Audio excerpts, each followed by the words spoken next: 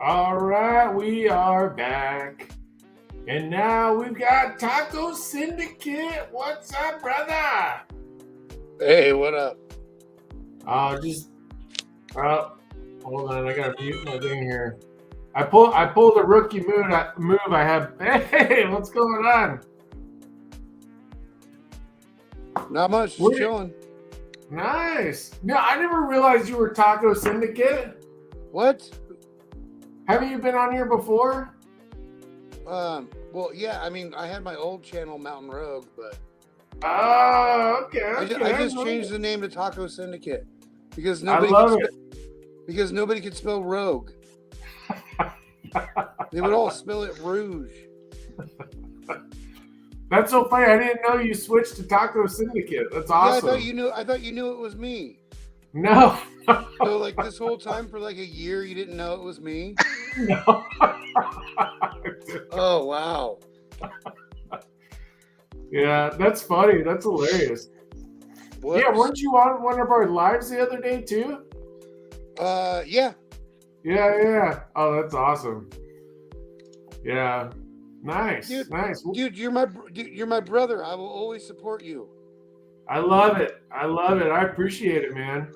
It's awesome. Hey, what'd you think of my new car? I remember that thing rolling around the valley. I thought it was gone. I thought maybe it got crushed. Yeah. Yeah, but it's still around. Yeah, and so today I picked up a fuel pump because the fuel pump was leaking, and then I picked up the battery too. So tomorrow I should have it driving around. I mean, it still needs, cleaning up and stuff, but should be pretty easy, Yeah, right on, dude. I'm so glad you got it there. Like, I don't know, with the whole truck changeover, your sister, she was keeping me in the loop, and I was like, damn. It took all of my patience. Hey, but you made it through it, man. That's all that matters, right? We made it through. Yeah, Shalina and Dad really saved the day with that truck because that whole thing almost went sideways. It's just, but luckily it worked out. So I'm happy we made it. Hell yeah. Yeah. Well, yeah, I'm happy you made it too. Because honestly, I was like, I'd probably be the one that has the most time to go and pull your ass out. So you were my next phone call. What's up, Auto Salvage? What are you doing? Pull your ass out. So, yeah, you were my next phone call. What's up, Auto Salvage? What are you doing? Somebody. Somebody's not muted. yeah, they got some reverb going. There we go. There he is. Yeah, since I got that car back, I've only had it a couple of days, and I've already got 2 offers on it. So, hey, at least if you have to upload it, you can. Yeah. I'm gonna get it polished up though. Redo that hood. It's gonna look nice. I think it's gonna look nice. It's now hold on. Now this offer you got, would the offer go up if you did that to it? It better. Remember what I said to you. Don't let the dollar fool you. Yeah, that's true. I think I'd keep it and drive the wheels off of it. What's that? I'd keep it and drive the wheels off of it. Yeah, well, it's got working AC too, and we're about to hit summertime, so I'm going to need some air conditioning. There you go. Yeah, no, I'm going to drive it around. I'm going to daily it. I think it'd be fun. And it's not going to take much to do it. It's just mostly cosmetic stuff, which is no big deal. But, I mean, famous last words. I haven't really what are you going to do with the top? So I'm going to sand it down.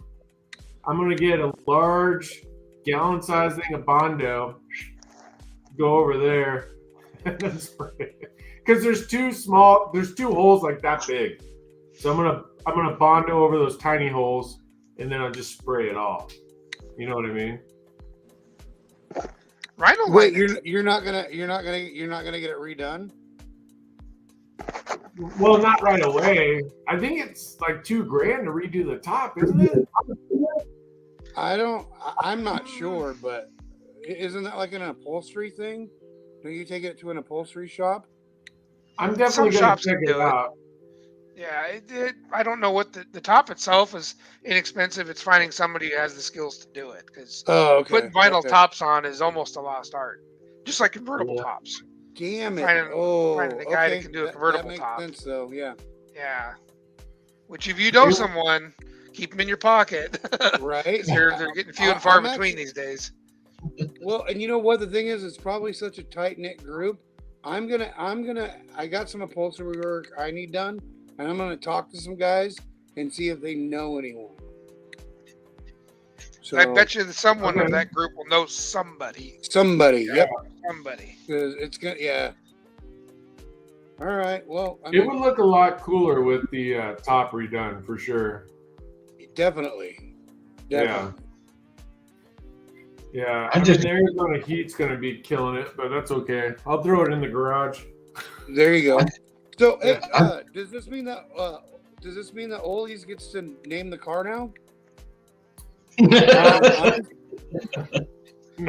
No. No. We actually. He already knows what I want to name it. I know. Wait, Uncle wait. Buck. Yeah. Well, so we had that whole thing, right? So everybody put their comments for the name, and actually,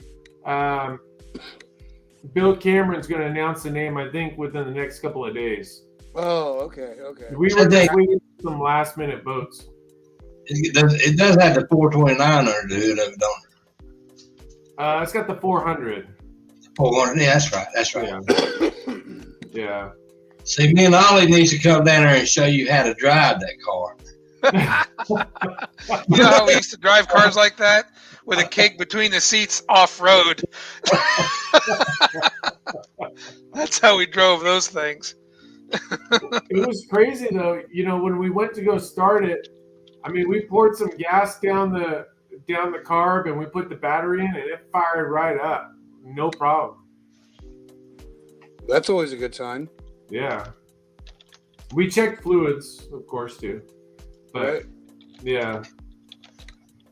Yeah. And the tires, so the tires, I guess, he put on right before he parked it. So, I mean, I looked at them. They got a little dry rot, but they're actually not too bad. So maybe I'll get lucky there. I don't know.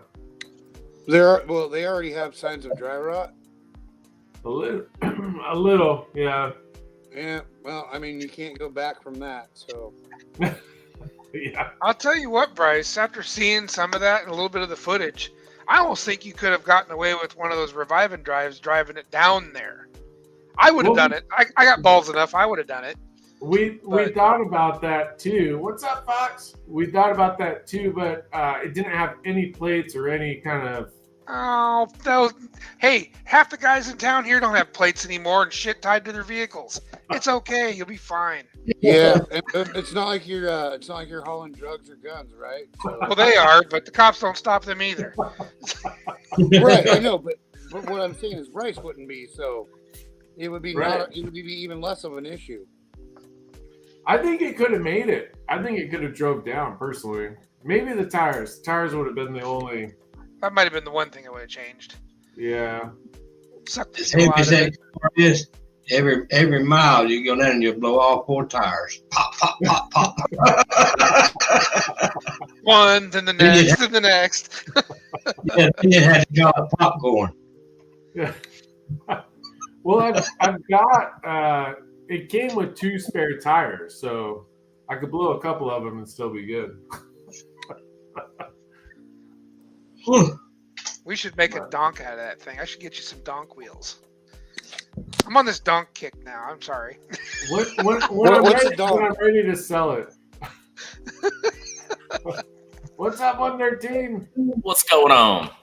Yo, yo. There we go. We were just talking about the LTD, the new LTD. Yeah. And Fox can fix it. Hold in. I was watching for a couple minutes. Nice. Yeah, I don't know. I'll daily it. Why not? Scrape all the sap off of it. It'd be good to go. Did you get my message on the sap thing? Yes. Oh, thank you, by the way. Yeah, Could you believe that? I can see that. So just to catch everybody else up, I was trying to get the sap off because it was sitting under a tree. And so I got goof off, and I was trying to goof off, and it wasn't really, I don't know. It didn't seem to be working that easily. And then I tried, Jack gave me some really kind of low-duty paint thinner stuff. And Ollie's was saying you could take a really hot rag and put it on there a few times and then wipe it up. So that's what he was talking about there. I'm going to try that tomorrow. Hopefully it works. That'd be awesome. Have you actually tried that? Oh, where do I live? Where you pulled that car out of? There's pine trees everywhere around here. Oh, yeah. If it's crystallized on there, it might be a different story. But usually, like, between times I wash my black truck, you can imagine the amount of sap collects on that thing. Yeah, it seems to work. Like hot soapy water, just lay the rag on it, let it sit for a minute, and eventually it'll work its way off. It doesn't need any fancy chemicals. Which blew me away when I found out, too. I know it is crystallized on there, but I'm going to try it. I mean, why not? Take you some steel vinegar and mix it 50-50 with some hot water and put a little bit of Dawn's dish soap in it. Spray it on there. Make sure it's in the shade and let it sit for a few minutes. And come back with a pressure washer and it'll come off there. Okay. I'll try that too. Yeah, that's a good idea. He's got a lot of pine trees too. Oh, really? Yep.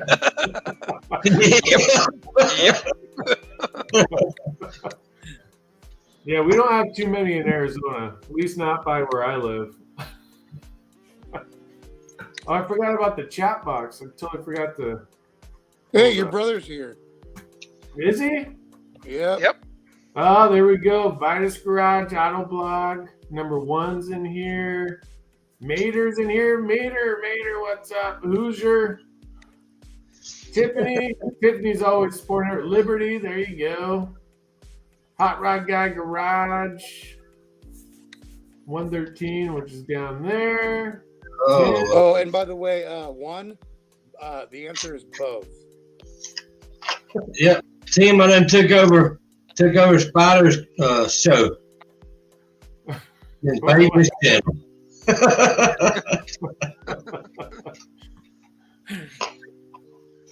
There you go. One's always talking shit. I'll read some of his comments. All the time. Hilarious. Oh. Put a lift kit on the LTD. I don't know about that. Maybe. That sounds like an Arkansas thing. Yeah. I was thinking about popping a couple springs out of it, drop it down a little bit. Ooh, put some wires on it too. Yeah. No, I think I know what he's talking about. Bryce, he wants you to get a Ford dually frame and then put the LTD body on it. Oh no. Oh no. Kind of like you did with the Sacrilege. Camaros and the Blazers, Yeah. or the El Caminos and the Blazers. Yeah. Mount the body onto the frame. Now you need to tug the back in and find you a 9-inch positive traction rear stick in there and put you some wide street slicks on the back of it and carry it to the back. Yep. I like it. Well, he's got a 2-door swap at first. Yeah, we'll cut it and make a 2-door out of it. Yeah. For price.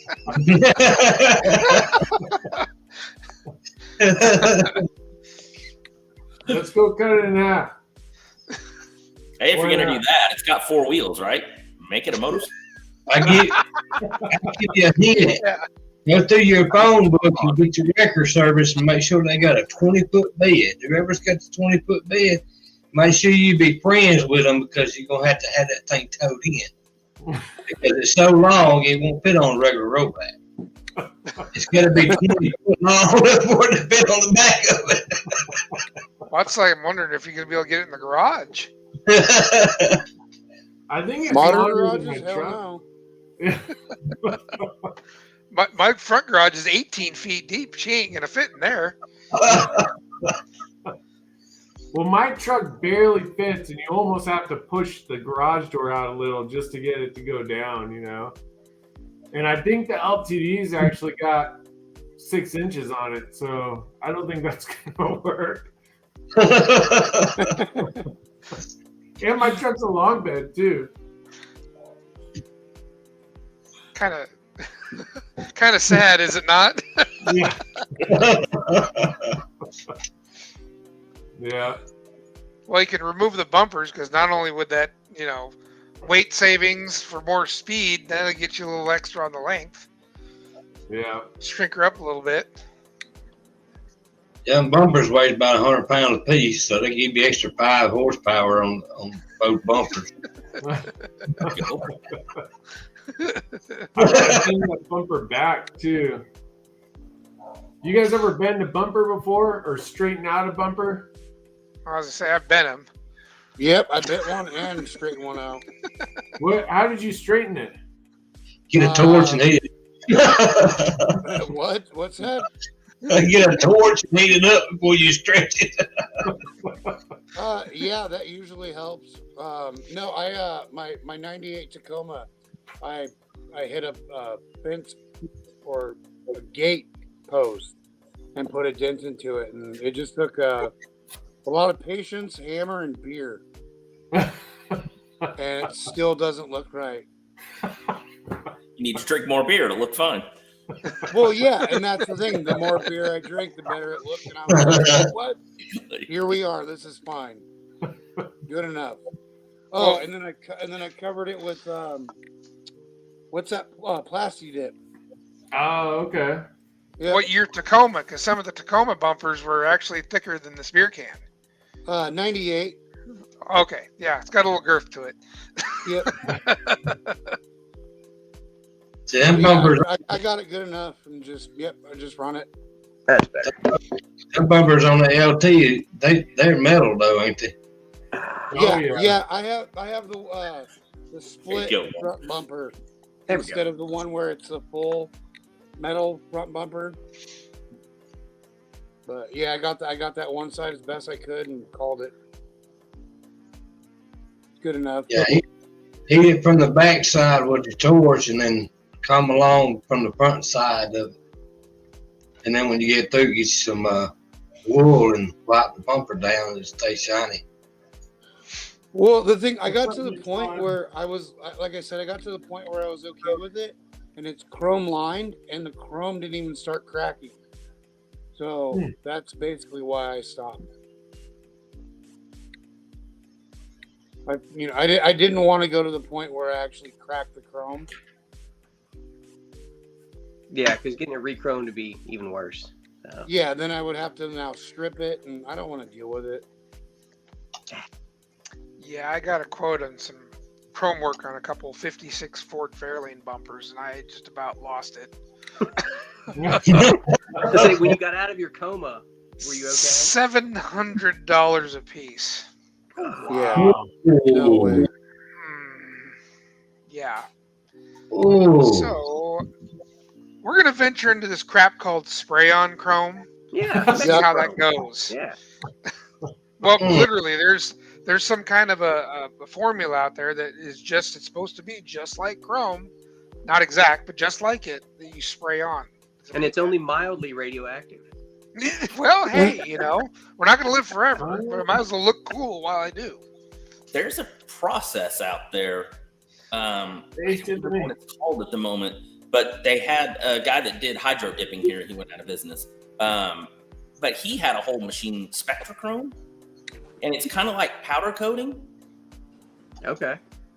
And it looked, he had a couple examples of just parts they did. You can do plastic parts, you can do all this stuff, and it looked better than the spray on chrome. I can guarantee you that. That might have been the thing I was looking at. It was a bit of a process. Yeah, it wasn't the fizz can chrome. It wasn't that. It was something along that line, where it was a powder coat type application. Or just get really good with chrome tape, Oli. There you go. I'm out there in the box of freaking Reynolds foil trying to wrap it tight. A chrome foil out of your model car kit, just Yeah. piece by Yeah, piece. it's fine. Just get some gold leaf and do the whole thing in gold leaf. Just rub it Oh, on. Ooh, now you're thinking. See, I like that. That's a Gotta good do it all the idea. way. Just paint it pink. No, You know what I it will- looks like when you paint it? I will kick him off the car before I do that. Or just black out all your trim. Just spray paint it matte black. Man, that's the nicest thing about those cars is all that trim. I know. It's Especially too after I much just spent all the money and time gathering it up. Paint it black. Oh, yeah. pro. No, I'll suffer. But And if I you need painted to, it black and took it to a car show, maybe somebody would be nice and offer you some chrome to put on it to fix the problem of the black chrome. Oh, yeah, see? Wow. Feeling sorry for me. Yeah. Yeah. Good idea. I might try that. I looked it up, Ollie. It is Spectrachrome. Oh, nice. Okay. Spectrachrome.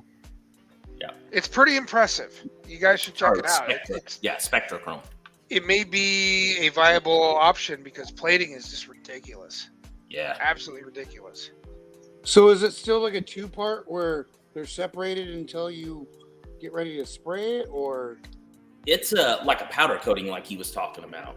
Okay. Like the stuff I'd seen professional, I don't know if they have home use for it and stuff, but the guy was doing hydro dipping. He did some powder coating and stuff, but then he had a whole setup that was Spectrachrome from the company, and it's a spray-on type thing. I don't think he baked it or anything, though. I don't remember. I just I saw don't the either. machine and I saw the after products. It was fairly impressive. I mean, Yeah, it's I not got a real bunch of chrome. old wheels I'd like to try it on. Yeah, it'd be perfect for something like Yeah. that. He said it was really durable too. I mean, I don't know if you guys shopped around at wheels lately, but even the price of those things have gone through the roof. Yep. I'm Even sure. cheap weapon wheels. Yeah. I mean, motorcycles are probably in the same boat. I don't know how much spoke work you do or whatever, but those have got to be almost double the cost now. Mm-hmm. Yeah, it's just insane. Everything is really. And then the So EPA does gets anybody involved. actually really like chrome though? Yeah. Or is it just because it's for a certain time era? I think for certain cars, depending on the car, I guess. Most of Some the cars stuff I feel have like is you gotta have it. 50s. So 50s cars, in my opinion, look good with their trim. They have Yes. to have chrome accents because they are 50s cars. So it's an Well, just the era. style. Right. And a lot of guys Where- take it all off. I mean, the custom, if you get into a 50s custom, they're wiping it all off the car, French in the Or- headlights, French in the handles, you know. Right. I'm more of a traditional type where I like having the trim on. Yeah, you're a wooden steel gun guy. Pretty much, yeah. I like it. Like, I'm with you. I think, but I also like. I deleted chrome off my 2016 Tacoma because I don't like chrome on it. Yeah. On the newer cars, you're right. And Yeah. if I ever see too many more chrome gas doors on 2000 and up Hondas, I'm going to have them knock on the window and punch them out. It's like, you know. Should. But yeah, so newer stuff no chrome, but older stuff definitely chrome. Yeah. Right, yeah. But sure. it depends. Because like I say, if you do a 50s custom, they're typically removing all the chrome trim because it gives the car a completely different look, just You shaving know- the trim off. Yeah, that's like putting plastic furniture on a wood gun. Like, you don't do that. Some people like plastic. I don't know. I wouldn't do it, well, but I mean, have you seen the state? Have you seen the state of things? Like, people are inverting their penises or adding penises. Like, yeah. I In definitely chrome? not. That seems weird. You will not see me cheering for that side. But if you want to mutilate yourself, that's up to you, man. Yeah, I mean, I am just not like, getting involved in that. I don't know, man. Like, I like an AK. I like a good AK with wood furniture. Yep. You know, like, yeah. I think Mosin Nagant's with polymer is weird. Well, again, that's an older rifle, so Yeah. It doesn't look Yeah, right. what's weird about a 140-year-old bolt action gun with new plastic? I mean, don't get me wrong. I mean, there are certain, like, you can make it work, but at the same time, like, man, I really appreciate seeing that. You know what I mean? That If- wood stock. Falls under the old saying, just because you can doesn't mean you should. Yes, So just because you cut your nuts off doesn't mean you should, exactly. Yeah. right? I think more people need to ask, should we instead of could we?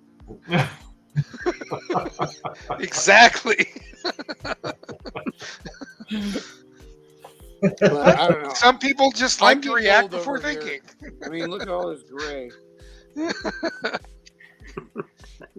Back in my day, Don't go there. How many I think ways most do you walk uphill to work to school and back? Both ways. I uphill both ways. Yep. In a Well, it's blizzard. always Horse and buggies. That makes sense. Yeah. it was always steeper going there than it was that. It was not as steep on the way home, but it was always steeper going there. Oh yeah. Well, it was only uphill going home because I knew I was in trouble. Oh, badass Sting's in here. What's up, brother? Nice.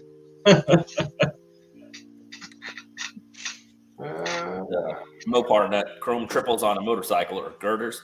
I agree with that, but I still, to me, it's the same thing with the cars as it is the motorcycles. It's that older style looks right with it. Choppers are a little different, but they look better with the chrome. I don't like chrome on new stuff with it. I don't at all. I mean, I like more 70s mode. I'm not a chrome fan.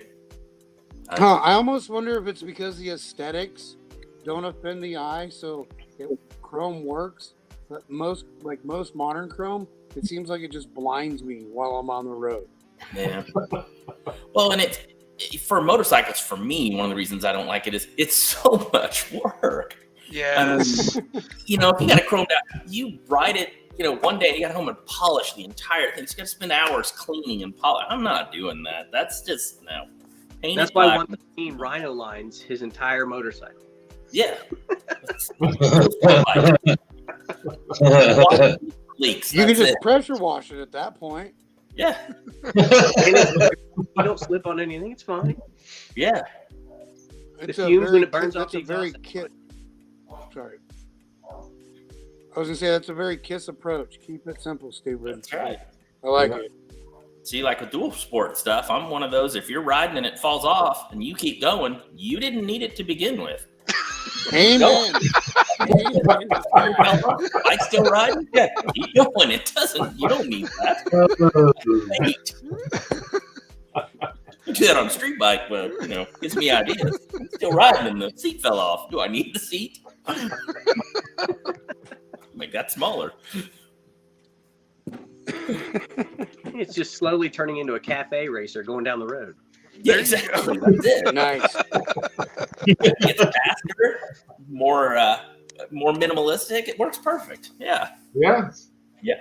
Oh man. The Mopar nut there, the Captain America bike, that goes along with the choppers with the chrome, and those definitely belong on there and that kind of thing with it. But again, if it's not a chopper, probably shouldn't have chrome on it. Chrome exhausts can look okay, but I don't know. Well, even chrome is, like you're saying, it's kind of a pain in the ass. You almost want to go the route of stainless just because it's not as much work. Absolutely. And then you get a little more, I don't know, would you consider it more expensive stainless or less? I mean, I would think it'd be less expensive overall, but if you're using it for like exhaust and that kind of stuff, it's going to change colors on you. Because that's what most exhausts are stainless steel with it, and then you get the bluing effect to it, and different bikes, different colors, which can look really good on certain bikes if they're tuned properly. And that you get a nice effect with cars. Headers do the same thing. You can get a nice effect with them, but maybe it doesn't come out as nice as you want it to be. So it's my thought. But if you just ceramic coat them black, then you don't have to worry about it. Depending on the bike, of course. But bikes that are Triumph Bonnevilles that you can buy today should look like the old Bonneville, so you should have that chrome with it. But I still don't want it. I mean, I know aluminum's a bigger pain in the ass than chrome or stainless, just because you spend the time polishing it, making it shine. It just doesn't last. Yeah. You know, it dulls out really fast. I've got a ton of aluminum slot bags and stuff in all my cars, and I don't know if I should just leave them alone, but I don't. I get looking at them going, man, I need to polish those things. I polished one, now I'm doing all four. Exactly. And then I'm looking at another car going, man, those don't shine as much as these do. Now I'm over there polishing those. And then by the time September rolls around, I got a bunch of polished bags on cars and nothing's done. Yep. That's kind of why I don't film nothing. And you got to keep doing it to maintain it. You know. Yeah. The Oli can't make videos because he spends 20 hours a day polishing aluminum mat. Yeah, I pretty much got the market cornered on slot mags. So if you're trying to find any, forget it. I own them all.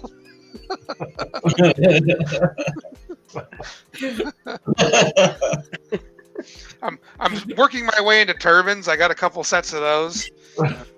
Next ones are lacy spokes. Why not? You know, let's just buy all the aluminum up. Can you just clear coat the aluminum? You know, there's a gentleman I met a long time ago that used to diamond cut them, and then he had this clear coat he put on them that was like flame proof and all this craziness. You could wash it with a mild soap; it didn't affect it none. Of course, he wouldn't give out his secrets, but I don't even think he does the wheels anymore. Or maybe he will. He'll refinish your wheels for you. Certainly, like most people's time, it's definitely not cheap, you know. Yeah. But back then, I didn't have any money, and now I have money. He's not really doing it anymore. So it's a business venture I've been looking at, possibly. I just don't know if the market's there, because the buy-in cost is a lot. Yeah. But when you own half the aluminum mags on the planet, you might want to consider it just for resale value. Yeah. Well, and with the internet today, you've got much bigger reach of audience too. Right. I mean, it used to be, you know, if you were in a small town, you're not starting up any kind of business like that. What are you gonna do, like 6 people's wheels, and then you're done? Everybody's got them done. But now, I mean, do them for people in New Zealand. I mean, Right. Exactly. Yep.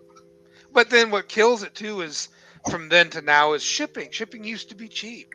Yeah. I would buy a full set of mag wheels from Florida. It would only cost me $50 or $60 to get them all the way up to Washington. Try and do that now. oh yeah, not getting one. Because they pack profit in with all the shipping now. Everybody's taking, yeah. Yeah. And anything that's oversized is ridiculous on shipping. Yeah, it is. I mean, you had tricks like you could use Greyhound, or you could run it through Fastenal or something like that. But even those opportunities are kind of closing up a little there too. Yeah. Because in order now for me to use Greyhound, I got to go to Portland. I wouldn't go over there if this place was on fire. So, you know, I have zero desire to cross that river for any reason. Oli, you just need to convince everybody that has a Prius and a Subaru that slot mat go on it. Yeah, you'd be a millionaire, man. Yeah, probably over there, but you know, they're too busy doing whatever they're doing. I don't know what they're doing over there. Tell them they're It's a different green, they're world. sustainable, they're, you know. Later, Nick. They're now adopting, what is it? I think they give them $1,000 a month now to live in their tents. The newest thing, get this, and this is going to run the rest of the business out of town. Now they've given them rights to the fact that if they come onto your property and they set up a tent or whatever, or any way, shape, or form you make them feel uncomfortable, they are now able to sue the owner of the property. So if you can't tell me how to shut down a city other than that, I don't know what to tell you. Is that the equivalent of if somebody breaks into your house and you hurt them, that they can sue you for that stuff? Essentially, yeah, except now it's on the property. They didn't have to get into your house. Yeah. It's madness. We got our own spring shop in Portland, Oregon Spring. They're awesome. I mean, you can walk in there to the counter and say, I want a set of rear springs for a 1956 Ford Courier, which is the sedan delivery. And he'll pull up his dusty old ass books. He'll go, yep, right here. And he'll make them for you. He's got all the specs in his books. That's how long the shop's been around. So that's awesome. They packed up, moved out of town because of this. He was right in downtown Portland. Did he move to Arizona? When they start moving your way, Bryce, I'm going to follow them. They moved south, but not quite that far. I think they're in the Clackamas area because it seems like everyone's moving out of the city limits into Clackamas. And that's the exhaust shop I use, the spring place. I mean, just about any other suppliers have moved that way, further south. It's crazy. It's just crazy. Yeah. So yeah, all the Portland stuff you guys hear about on TV, it's pretty much true. it's here. I'm not in Portland. I'm across the river. What's that? That all drugs are legal there, and you can walk around with heroin in your pocket. Yeah.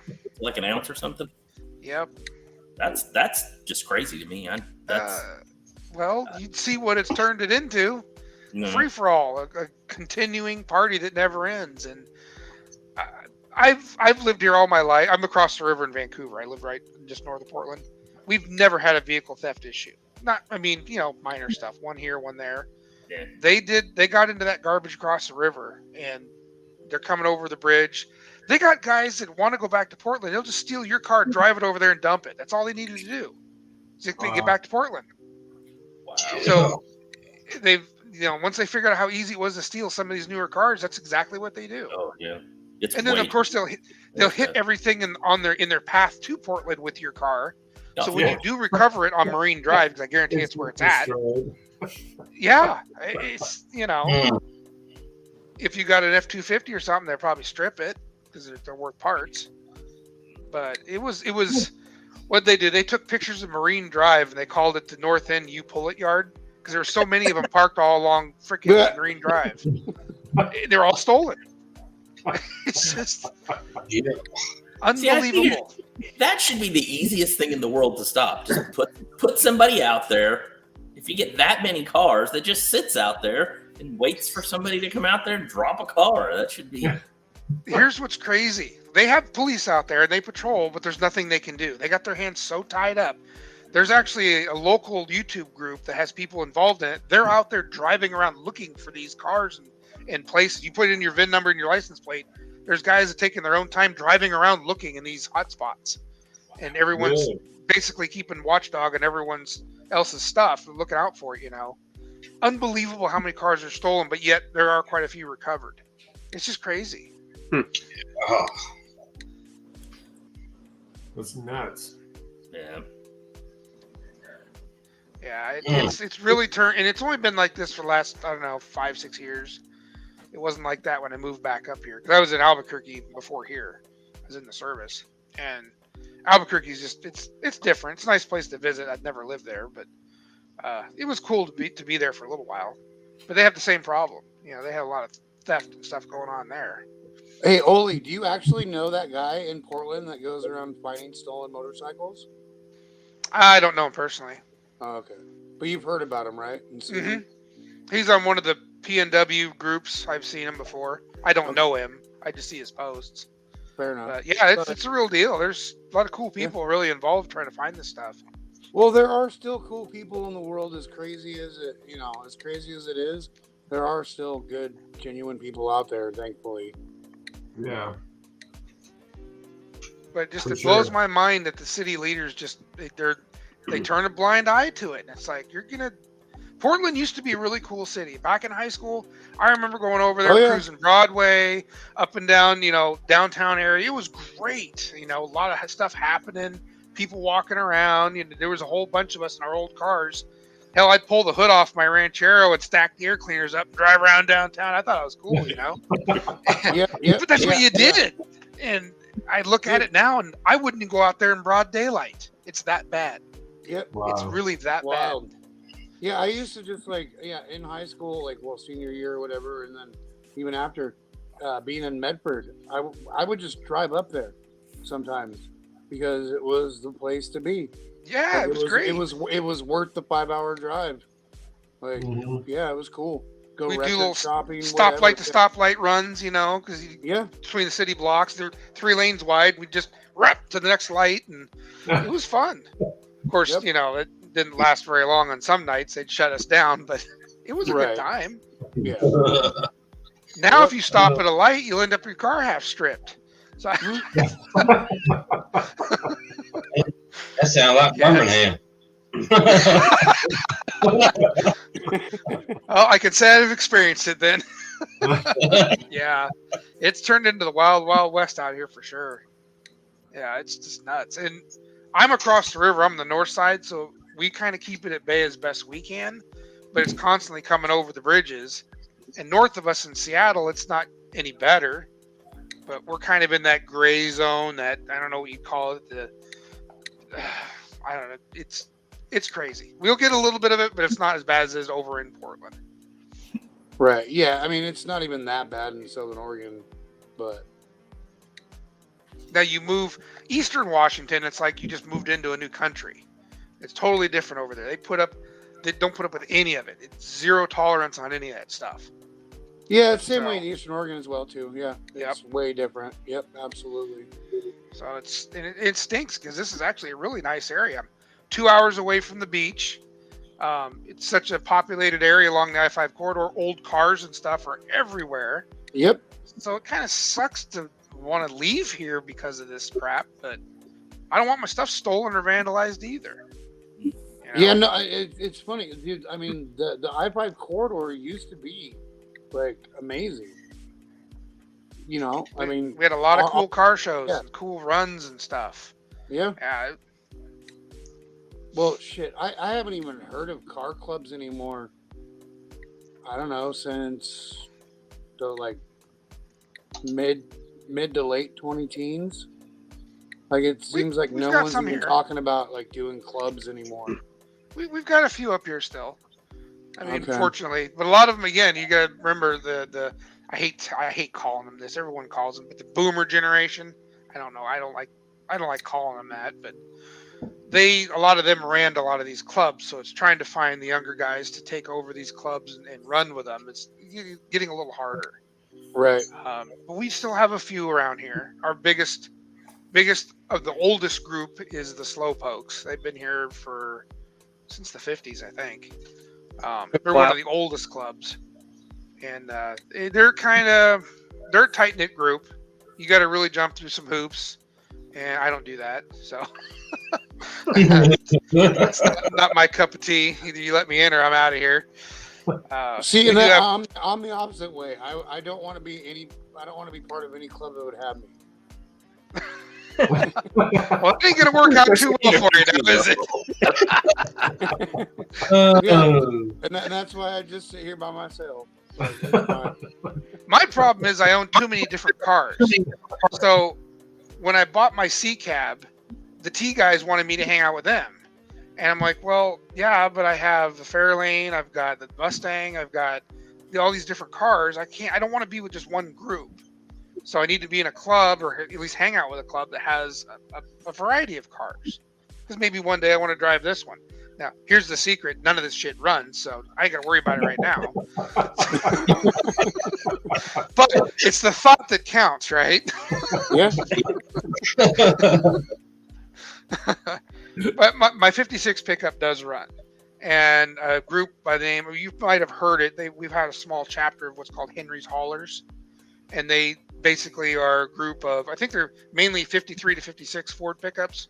I think they've expanded a little bit larger just because, times change and all that jazz. But they have little get-togethers on Sundays or Saturdays. They do breakfast and things like that. And I don't know. I'm getting into that age now where that might be more my speed. I didn't used to be into that kind of thing, but now I'm getting old, slow, and not caring. So that might be cool. That might be my task for the day. Get up for breakfast and go home and nap. Perfect. Yeah, get up, go to like Cars and Coffee, come home, nap the rest of the day.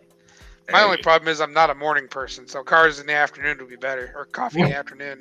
Yeah, the only time I make it to Cars and Coffee is I work third shift, so I'll go right after work and then go home. Yep. See, I don't mind the graveyard shift. I can do that. It's the whole I've been getting doing up it thing. for Is, like 12 years, maybe? oh wow, really? Wow. It's because our supervisors are morons and they're not there at night, so I chose to work at night. Perfect. Yeah. I was thinking about that shit. Except when you happen to be the supervisor there. Oh. Never fun doing that. Oh. I don't know. I got to get back into doing something because I haven't really done a show in a long time. And I'm trying to figure out how I can incorporate that into the channel because I'm not the guy to walk around with a camera like this at shows. I don't know. I feel weird doing it. But I like watching it when other people do it. So it's like, how do you get past that bridge, you know? Just Don't get watch your own videos. Have an editor. Well, I mean, you got to walk around with holding something or wearing something, or it's just, I don't know. Well, the short connecting rods is pretty good. You can start doing it that way with like 60 seconds or less shorts, and then work into shorter videos. There you go. If like find one you like and do a little feature on it or something. Yeah. It takes you longer than 60 seconds, then it's really a long form, and you can do that. Yeah. I had a lot of trouble the first time I went to a Cars and Coffee videoing, and I was like, this is weird, you know, and it's just kind of, and there was tons of people doing the exact same thing. It was in Little Rock. It wasn't a huge show or anything like that. I mean, there's a lot of cars there, but not compared to some big cities and stuff. And I was walking around with my gimbal just filming, and they had drones up flying in the air and all sorts of stuff. I was like, I'll film anything. Okay. I don't even care. So yeah, I wouldn't even worry about it for car shows and that kind of stuff anymore because there's so many people doing it. Yeah. Because we've got one every Sunday at the mall that I'm only like 2 miles from, and I haven't been to it yet. That's how pathetic I am. That's how much right there, man. Well, the best half this garbage I own might actually make it. The best thing is crap there. It's really, you'll see people taking pictures of your car with cameras that cost more than your car. Yeah. Seriously. Okay. Oh yeah. That's some of my favorite stuff to see are those type cars. The last brand new Ferrari, that's cool, but let's be honest. Everybody was crowding around this primered and rusted Pontiac wagon, and there was a Lamborghini, there was a lot of Mustang GTs, a lot of newer stuff, but everybody wanted to mess with the rusty primered wagon. Yeah. Well, that might be me. I mean, that's cool to me. I mean, yeah. But on a Sunday morning, if you're recording live and I can chill in bed and just watch it from there, there you go. Yeah. You got to do it. Yeah. Maybe I might want to consider doing that. You want to entertain Bryce in his bed? Go for it.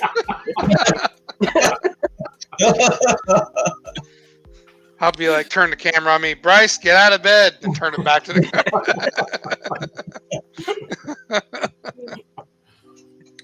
I don't want to go to school. Sundays are tough because it's like you realize the next day's work and you're just like, Yeah. Fridays are definitely the best. I don't have a deck one. A deck I have a one? patio. Concrete. Always hard. Oh, hey, Mark's in here and Rich. I think it was one earlier that said he liked that Ollie went from his landlord's house during the trivia show to a bachelor pad. Yeah. Yep, back to the lesser place. And here's the other thing that takes me forever is I'm trying to put Wi-Fi out to my shop. Of course, I've been trying to do this for months. It's like, oh, look, something shiny. I'm over here, you know, instead of focusing on the project. And of course, I open up the wall to run the wiring. I'm like, wait a minute. I wanted an outlet for my welder. Oh, wait a minute. I wanted this too. And I realized there's not enough holes drilled in the posts. I need to go get a drill and go get. Yeah, this is now morphed into this larger project. And now I've got panels taken off because I use plywood on my walls so I can unscrew it. And they're all leaning against my truck. And then for some unknown reason, I'm blasting something on my blast cabinet. Instead of working on that, I'm a mess. I'm an absolute mess. And that is why I paid somebody to do most of the work for my shop. As far as Smart electrical, drop the internet in, build the shop, do the insulation. I wouldn't even have the building finished being bolted together if I was trying to do it myself. I wish I had the money. I is poor, so I got to do it all myself. It took 10 years to work up to that, and there's still loans to pay on it. So The only bad thing is it was cool building everything, but now I'm so busted up from doing all the work, I could barely get enough energy to go out there and use it now. that feeling? Because we did everything. I set the posts, and we did the roofing, and built the whole building. I probably built it initially, let's see, probably about 15 years ago. But you get excited and you start working on it before it's done, right? So you're working Oh, yeah. inside of it and then trying to finish the inside while you're working in it. Yep. I did everything wrong. So if you ever want a video on how to do something the improper way, I'll go back and like do a slideshow for you of everything I've done in the last 15 years. There you That will be the video on what not to do. go. People watch that. when I never made a YouTube video or anything. Go ahead. He needs to go ahead and put that video out. Yeah, I agree. People don't watch that. It was so bad. I mean, Build and what not to do. if I time lapsed it, it'd be the crap moving around the shop in a large pile because that's what I was doing. I'd work on one wall and shift all the garbage this way, and then work on this wall and shift it over this way. So, How Yeah, I you do that. organize my shop. See? There you go. I didn't say anything about organization. It was just in Oh no, you were piles. moving stuff around. So, Well, yeah, but man. piles. the Roadrunner I saw on there. You happy, one? There's Oh. my deck. I showed you my deck.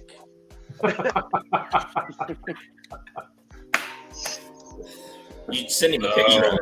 I have a deck picture. Liberty. With the LTD engine, honestly, I just want to get it so I can drive it first and then get to that point. I just want to get it like up to par first, and then I'll start doing all the extra mods.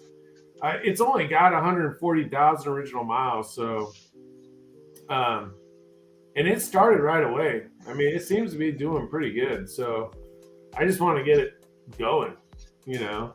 Is it points or is it electronic ignition? Points, but I think he said he put the kit on there. What's that kit? Electronic? Yeah, I think so. Electronics. I think so. I have to look at it. I'm not 100% sure, to be honest with you. What year is it? You know if there's 72? a guide that'll go in those? Yeah, it's gonna be points. Yeah, but he put some kit on it though. That's the only thing I'm not sure about. Yeah. Yeah, that electronic takes place of the points. The Patronics. It works really nice. Yeah. Yeah. Yeah, they do. I even put one on my Chevrolet because I hate that stupid HEI distributor. I absolutely hate it. So I got What a do point you hate? style. Huh? What do you hate your HEI? Yeah, I hate those gigantic ass freaking looking stupid distributors. Wait, All you see when you open the hood is this fucking space station with wires flying out of it, and it's like that is just ugly as sin. no, that's so it's just it's the big cap and big rotor. Well, I was talking about the GM HEI. I got a 327 in my T, so I ended up putting a points distributor with a Patronics in the middle of it. So it just looks like a GM points distributor in that one. But it's with the actually Fords. technically HEI at that point, No, it's just Right. electronic. It's just electronic. or electronic distributor. But it's yeah, still, breakerless it's not really ignition. points. Right. Yeah. Yeah, like Yeah. Mopar does said it's dual spark space station. Okay. Okay. Yeah. That's the way to go. I know what you mean. The giant fucking red cap and Well, rotor. I was Yeah. going further with the GM HEI with the stupid coil mounted on top. I just that's a huge distributor. I can't stand the way it looks, especially on a Ford. Because someone hermaphrodited a friggin' HEI onto a Ford. What? Oh yes, the Davis Unified Ignition started it. Now the Chinese are reproducing it in droves. Well, it looks bad on Ford because Ford put the distributor in the wrong place. Shouldn't be up front. Put it where you could get to it. I am Yeah. laying like a beached whale across the engine on my GM. Dude. Yeah. Like, yeah, being a guy who, I put a 383 stroker in a 73 Chevy Blazer, and I'm telling you, having that distributor up front would have been so nice. But what the GM guys will tell you is you set it and forget it. See, that's what they'll tell you. No, that's not true though, because I've had to go back there multiple times. I will give GM one kudos. And then listen, this is Ford guys saying this. Board this. Their GM points distributor is a smart setup with a little access door to adjust the points. Why could nobody else but figure that that out was is good. beyond me. That is probably one of the best things about the GM points distributors, the easy access and the ease of adjusting them. So you'd save a lot. Comments, Oli. Taco would have saved a lot of time if he just found him a 351 and put in there. Yeah, 351 Windsor. Yeah. To make a Chevrolet run, you got to put a Ford motor in it. You meant put in the LTD. No, I don't know, man. Look, dude, I'm telling you that that 383 stroker is a beast of its own, though. Oh, it's still junk. It's a Chevrolet. No, it ain't junk. That thing was fucking. Dude, that thing was fucking. Yeah, it was more motor than I could handle. I didn't realize what I was putting in there. But I mean, it's crazy though, because you'll end up with the 383 is a stroke 350, correct? If I remember right. Yeah, it's a 350 with a 400 crank. The moment you start that, your fuel gauge is on a direct path to E. Yeah, but it doesn't matter then, though. But you go into a 327 or a 283, those things are great on fuel. The 327 really is pretty good. But yeah, but that's okay. Like, I don't know. I didn't have it in a car. I had it in a 73 Blazer, which is already getting 8 miles per gallon anyway. All I wanted to do was basically almost pop wheelies on the highway at highway speeds when these little rice burners would fucking zip in front of you. And it would scare the shit out of them. And they'd fucking go off to the fucking right-hand lane and let me do what I want. Dude, that shit was badass.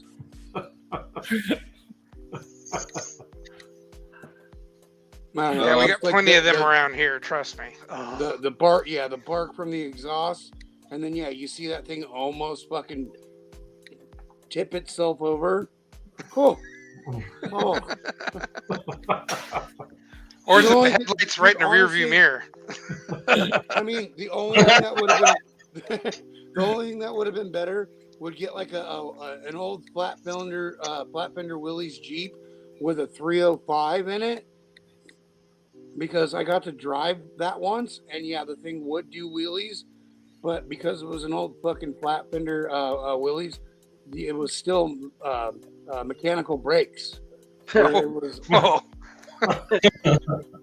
whew. Yeah, I called my wife all excited. I'm like, hey, I want to get this. It's only this much. I was like, this thing is the ultimate death machine. And she's like, hold on. What did you just say? I was like, all right. Okay. All right. I'll be home. Bye. No, you will not. No, it wasn't a no. Conversation before. Yeah, it wasn't no. It was like, what did you just call it? There's your own answer. Yeah. But, yeah. I don't know. I guess at that point in time, I was just anti rice burner. And so I just wanted gas guzzling torque from off idle. You don't see the hair on my arm standing up when a kazoo's revving next to me. I'm not impressed. You know? Just sorry. Doesn't, yeah. Just nothing impresses me about that. Some like it, you know, just like trannies. Some people like that. Oh, it's not my. I've actually got this thing fucking 4 wheels off the ground and comparing it to a tranny. All right, no, dude, that thing was like just short of becoming a monster truck. Like I would have had to just dump. I would have had to have dumped like $100,000 more into it and just go with a full-fledged monster truck at that point. I was referring to the rice burners, not your Blazer. Oh, now. Miner said they used the Mopar 426 Hemis and dragsters, but Ford also made a Hemi back in the day. Yeah. You show me how much of that Hemi is still Mopar. Yeah. I want to see that too. And I'll sell you a bridge. There ain't nothing Mopar about that Hemi anymore. Well, only if you get that bridge, they won't be able to steal your cars. So that's probably a good plan. Probably steal the damn bridge. We already know they're scrapping the railing off of it. They're going to grab the bridge. Bridge fall in the river.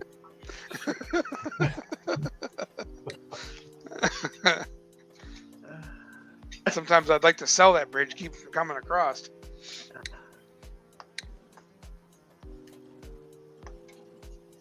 Good idea, but huh? I assume he's talking about the Hemi there. Yeah, I was reading the chat. I've kind of been ignoring it, unfortunately. There's a lot of comments for you, always. There Is are. Are there comments I should be reading or probably should be ignoring? Vader's Workshop. Is Ford still making a Hemi engine? I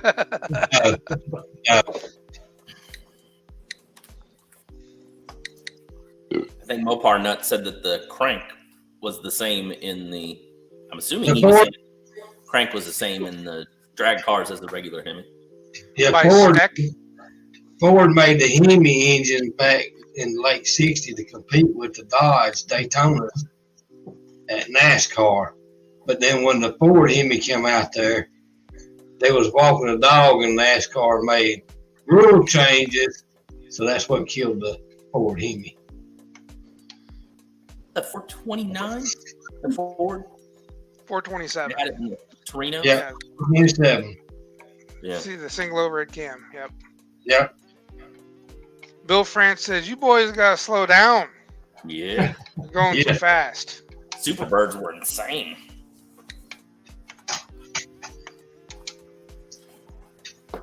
It's amazing how much NASCAR, certainly more back in the day, has changed cars and engines and that kind of stuff than people realize.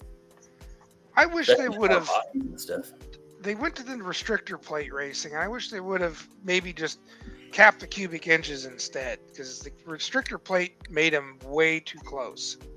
I don't know. I think that made it more fun. Hey, John. It did, I guess, competition-wise. Then it was driver on driver at that point, but I mean, it was a lot of luck with it too, but it's still more fun. It was more exciting to watch. Or you could drive like the Constipator and just wreck everything that tries to pass you. Yeah, exactly. I started in Harlan.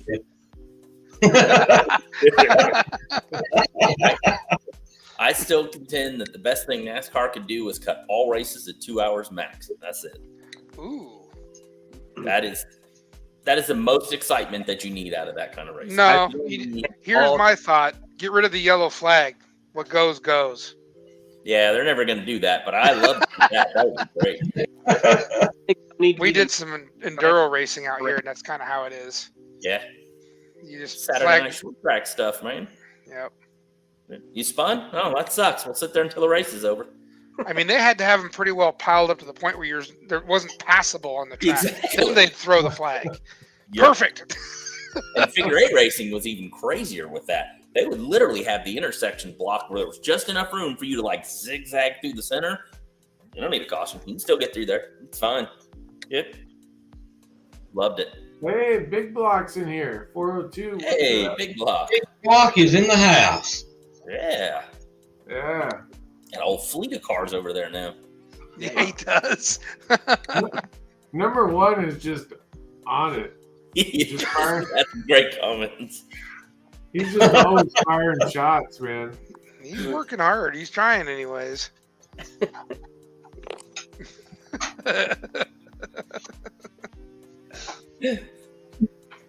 Left-handed cigarette rolled with Dutch tobacco. That's good. I think he means weed, but no, I'm not smoking weed.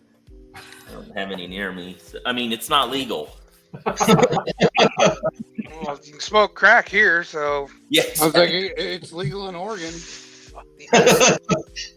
Anything goes up there in Oregon, ain't it? What's that? I said anything goes up there in Oregon. Pretty much. Yeah. Hell, they'll give it to you. Just got to go to a dispensary. Yeah, the other day, I seen a car with a bumper sticker that says "I sleep with dogs." Yeah, they'll announce it on their with bumper stickers. I mean, Oregon's gone wild. It's gone. I don't know how to put this What properly.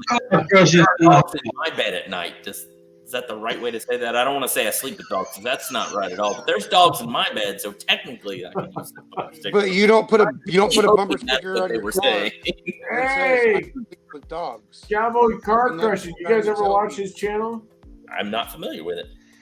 Dude, Oh God, yes, it's a sad, sad channel. I cry. he's Man, it just destroys my dreams. Oh, is he the one that just crushes cars? Yeah. Yeah. I've heard He about does. it. He does save some of them. He does save some. I give him that. He Just a saves good as many as one, he like can. Honda. As long But as he crushes all the Econo cars, that's fine. No, he did a Mustang ranch once and about broke my heart. But I seen it. man. I seen that too. Uh, I wanted to get all of them. I didn't want none of them to go.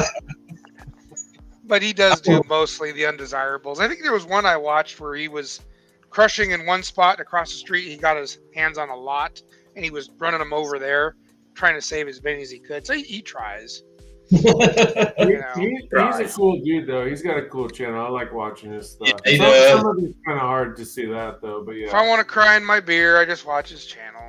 Yeah, I've been watching this Okay, I channel. don't want to do that. He started that channel. he said, "Just doing my job." Yeah. That's true. He is. Yeah, you know that. Dude had a out at a junkyard on his Instagram page today. I think he said he's going to rob some parts off of it for his. But it looked like a clean shell, like if somebody wanted it. Where's Hey, it at? Cowboy, when you get a chance, Cowboy, send me an email.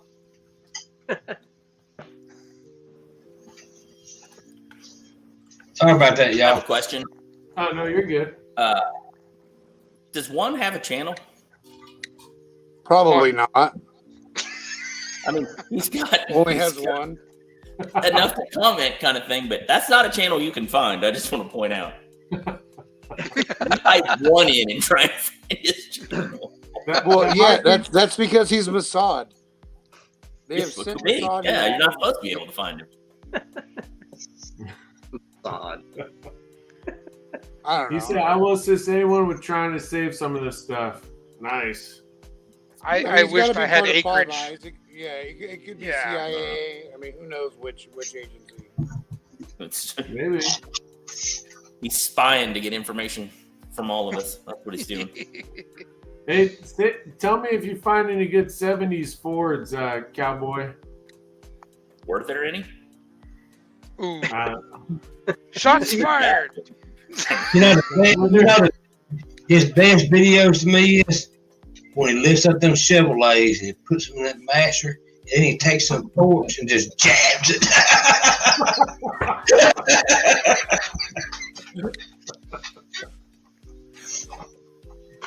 We I don't know we where- got a local classic wrecking yard just down the road here. All American Classics. They got a website. Every Friday, because he's got an Instagram page, he's got his car crusher, which is painted up like this giant monster face thing. So he feeds Bertha every Friday. And sometimes he's feeding them cars that just like, oh man, I wish you could see it. They're all older cars. Or most of them are older cars. It's just, Yeah. oh, it hurts. It hurts. But like he says, he can't, his yard's only so big. He's only got so much space.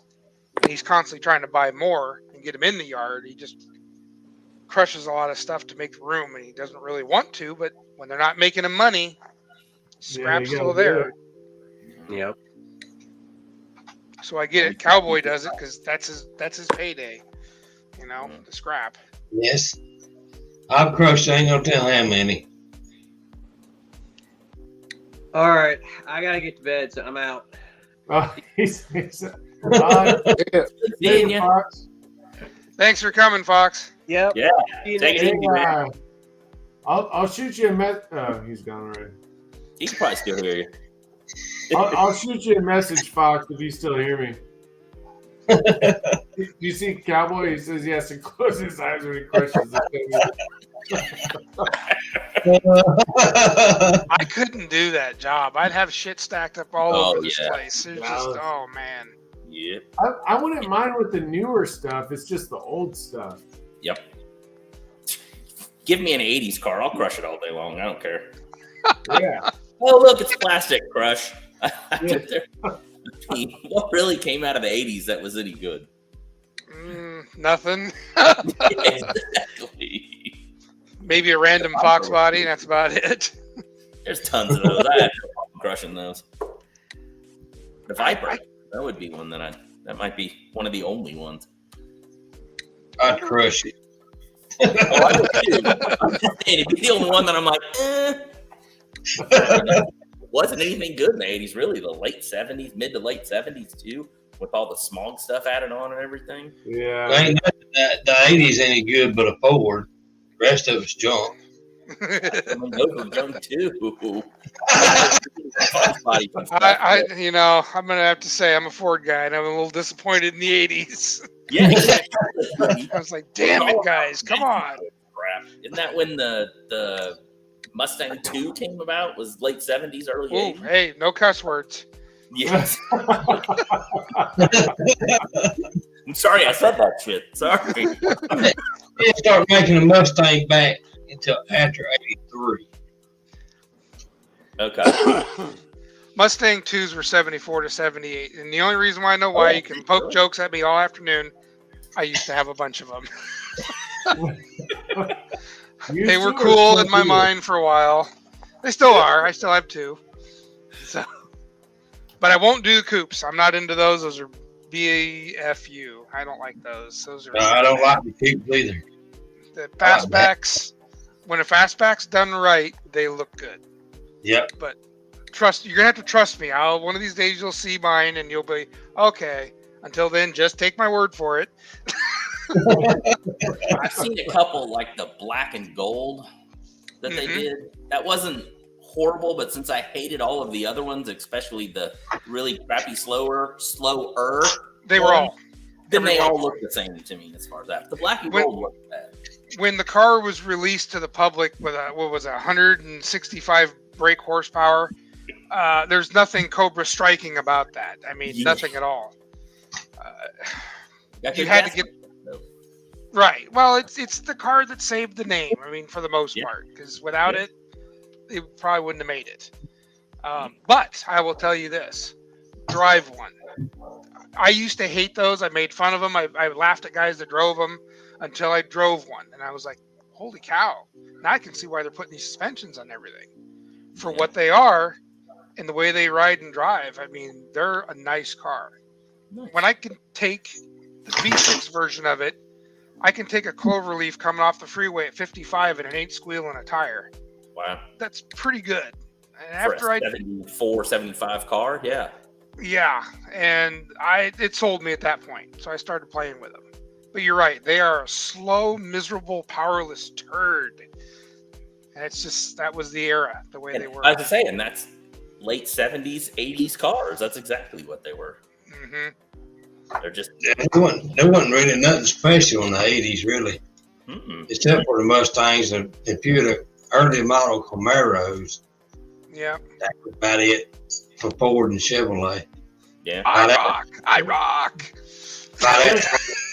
By the late 80s, it was always Honda or Toyota could come into the picture, or Nissan then. Yeah. Datsun. Well, okay. What was popular in that era? The mini trucks. Oh, yeah. The dancing beds, the hydraulics. I mean, that was the scene. I remember watching it. Oh, that was the big deal back then. Yeah. It was kind of huge. Yeah, the walk-through beds, the stereos, and that was. I think that's what saved Mazda was their little Mazda trucks back in those days. Because everybody made a low rider with the hopping wheels and everything on it. That little B2100, 2200 that they had. Yep. Yep. Truck at the time. That was Or the Nissan hard bodies. How many of those you see with dancing beds? You know. Oh God. I almost bought one of those. I was so mad I didn't end up buying it. Now I'm kind of like, whatever. I mean, it was a good truck at the time, but fun for the time. Yeah. Yep. I was trying to buy a new one, and when I went in to get it, they were like, "Oh yeah, we got everything set up." And then the guy comes over and he's like, "Well, we have this other one." Oh, Because no. that one got sold a couple minutes ago, but it's a great deal. And you're like, nope. I'm down on it and everything. And he's like, well, no, we got this one with it's hideous. I don't even remember what color it was, but it had a crappy camper top on the top with the what were they called? The windows that cranked out. And they had multiple sections to them, so I had like 3 or 4 sections that all cranked out. You know, like a visor in the back or whatever. Mm-hmm. Oh, that thing was so hideous, and I was like, "There's no way I'm buying that." I was like, "No, you need to give me my deposit back. We're leaving." Yeah, man, I wanted that truck. So not the one with the camper shell on it, the other one. Yeah, so disappointing. I mean, I got a little soft spot for the 620s and 720s, Datsuns. I mean, those are cool little trucks. I don't think at my current state I'm going to fit into one, but when I was younger, I liked them. My first car was an 81 Datsun 210. Wasn't that great? It did its job with it. It's one of those, man, I would love to get one of those now and do more than I did when I owned that one. Like, you know, probably not spray paint it 14 colors of hand sprayed primer from Walmart. That was the cheapest I could find. You wouldn't believe the following they have now. Oh, yeah. I'm on a couple of pages. Cow. Yeah, I'll never own one. Yeah. I was And surprised. like the 510s and stuff like that are just, God. I never would have expected those cars would have been worth anything. Or the I Supras. sold mine for $200 to the scrapyard. Yeah, a friend of mine, he was parting out the mid-'80s Supras for a little while. And the kind of stupid money some of the parts to those Supras get, Really? it's insane. Yeah, I would have never guessed. And the funny thing is, he's an older guy. He's in his 50s and obviously grew up in the hot rodding world and kind of drifted into the imports.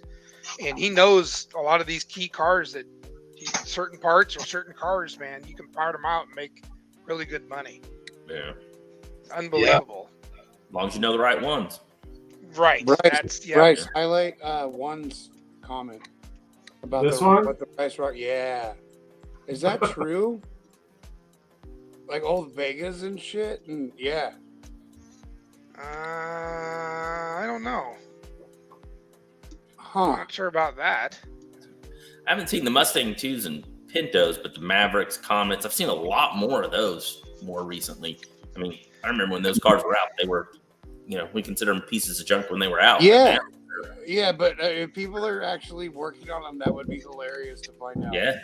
You Especially can't I've actually had a few of those too. Well, I don't know. I kind of remember when I was younger, like there was a thing where people were trying to put V8s in Vegas and use those as strip cars. So yeah, they were basically like a drop-in fit, wasn't it? I don't know. I was pretty young, but It was a wedge fit. Was it? Yeah. Yeah. Oh, that was huge, though. Yeah, about like the 302 and the Mustang 2. Yeah, it's a tight fit. But friend of a friend had one. He stuffed a small block Chevy into, and literally he was just off the throttle and pull the wheels. So he was doing this up and down the road until the oil pan was slammed into the crank, and thought it was funnier than hell and ruined the car. But it was fun while it ran. Yeah. You know, but yeah, it was doable. That was a swap. So you had the V8 Monzas too. Oh yeah. That was a factory thing. How many Pintos can there really be left if every circle track in the country ran series that were basically just Pintos, and they had like 40 or 50 of them at every single track every Saturday night? Made billions of them cars. Yeah. Well, for example, I think the Pinto sold as well as the Mustang 2 did, and the Mustang 2 in its first year outsold the 64.5 Mustang. Wow. Yeah. So that should give you an idea how many of them little shits are out on the road. Or, well, for a little while anyways. Yeah. They didn't get a very good rapport when the gas tank thing came out. Yeah. But mileage, everyone was screeching for mileage at that time. Yep. So there's a lot of cars. Well, for example, Bryce's car, you know, that was kind of where they were going at that time, with these big land yachts with these big engines. And none of the domestic car manufacturers had anything small. So when they introduced these subcompacts, I mean, they were hot. Yeah. Everyone that had one, they were selling like hotcakes. Yep. Wow. Hey, yeah, one. I have smoked Camel Wides, and I used to save my Camel bucks for my best friend's mom, who would use them. That was back when I was like 14, 15, 16. Yeah. Yep. Yeah, you can't buy a Pinto around here. That's high as a Mustang. I saw one. not Really? too They're long going ago. for a high price like a Mustang? Yep. Okay. Wow. Just because there's been so many that have been, like Ryan was saying, they got raced, wrecked, crushed. They're Yeah. starting to get rare. We had a Yeah. guy about 10 years ago. I used to go to the auctions. Pretty much Portland's rule is if it's anywhere near a street, they're going to hook it and tow it and impound it. So poor for the people that live there. Great for the guys who don't, because I'm going to the auction and there's piles of cars I can buy for pennies on the dollar because these poor people are getting their cars towed because of the stupid rules over there. Anyways, long story short, 10 years ago, it would be no big deal to see several Pintos for sale for $100 to $200. We were buying them, cutting the front suspension out of them, and scrapping the rest of it. I could sell a front suspension for a couple $100 easily, and then whatever good parts on it. So scrapping those things was making pretty good money. Yeah, We had a guy, we called him Pinto Dave. He would purposely go over there and bid against us and try to buy all the Pintos because that was his thing, was actually buying and selling Pinto parts. We don't call that car a Nova. I just want to point that out. What's that? Yeah, that's what happened to A Nova K car. Yeah. Granadas and the Mercury Monterey, I think it's called. The Granada and the Monarch. Right, everybody was Yep. buying them just to get the disc brakes out from under and the rear ends out from under. Now, that's a car that did not get any love.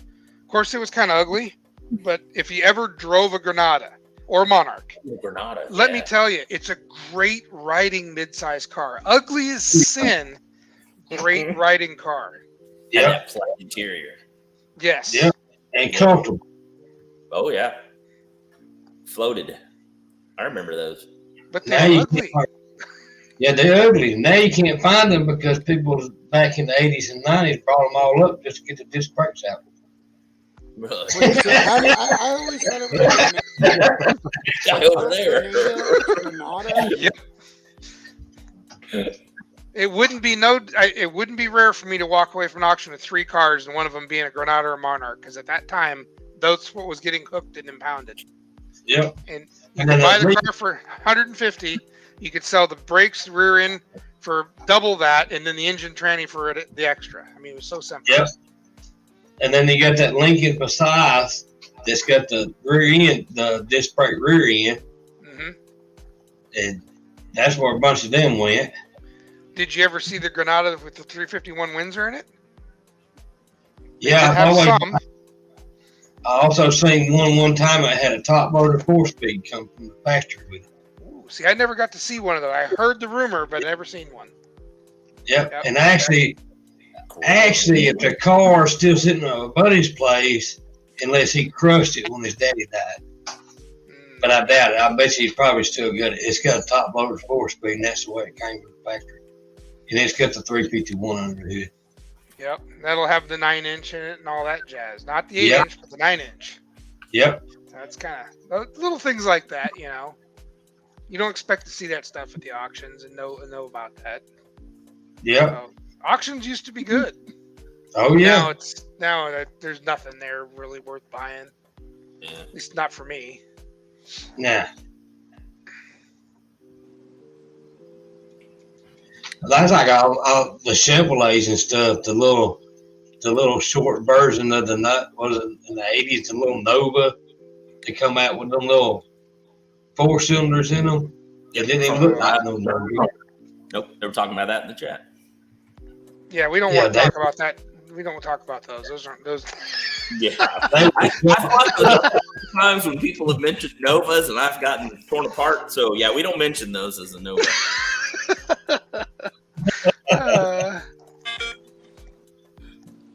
Uh-oh. Who joined Who we got in? there? Mr. Wait a minute. Chris. Wait Oh, for it. Somebody leveled up.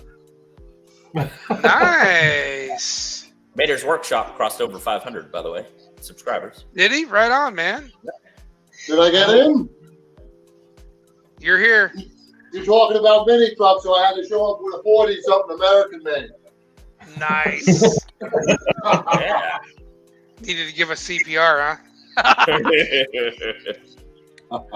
That's pretty cool. How are you doing? Yeah. That looks like what, a 30 Chevy? What do you got? Yeah, there? go full screen on that again. What?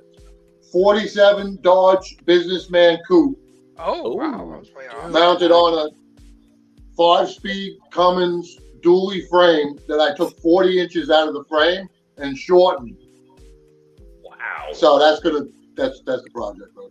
That's a project. Hey. Wow. Copart consent. You know I what? don't know I'm if with you can see you. that. I'm with Jamal you, is cowboy. getting plum crazy purple paint. Oh Oh, wow. There you Yeah. go. So hopefully I'll just spray it and it'll just come out decent. Paint right over the rust, and patina will start in 5 years. Leaving sun to activate. And Wow. collect mosquitoes. that's a cool car. Hey, it looks like Mater's only 1 or 2 away from 500. If anybody wants to help him out there, I pinned already his subbed link him. on I the can't- top. I can't sub more than once. I think it's over 5 now. Well, I would go over there, but it probably knocked me off. I do. I'll be back. Hold on. Let me sub them with my other channel. You can write Yeah. it down. Get back to it after the show. Subscribe to post. There you go. There you go. Yeah, Mater was on here last time. He's a cool dude. Hmm. Yeah, he is.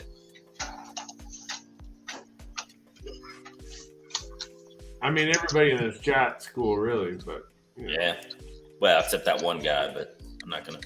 Not one. I'm saying the.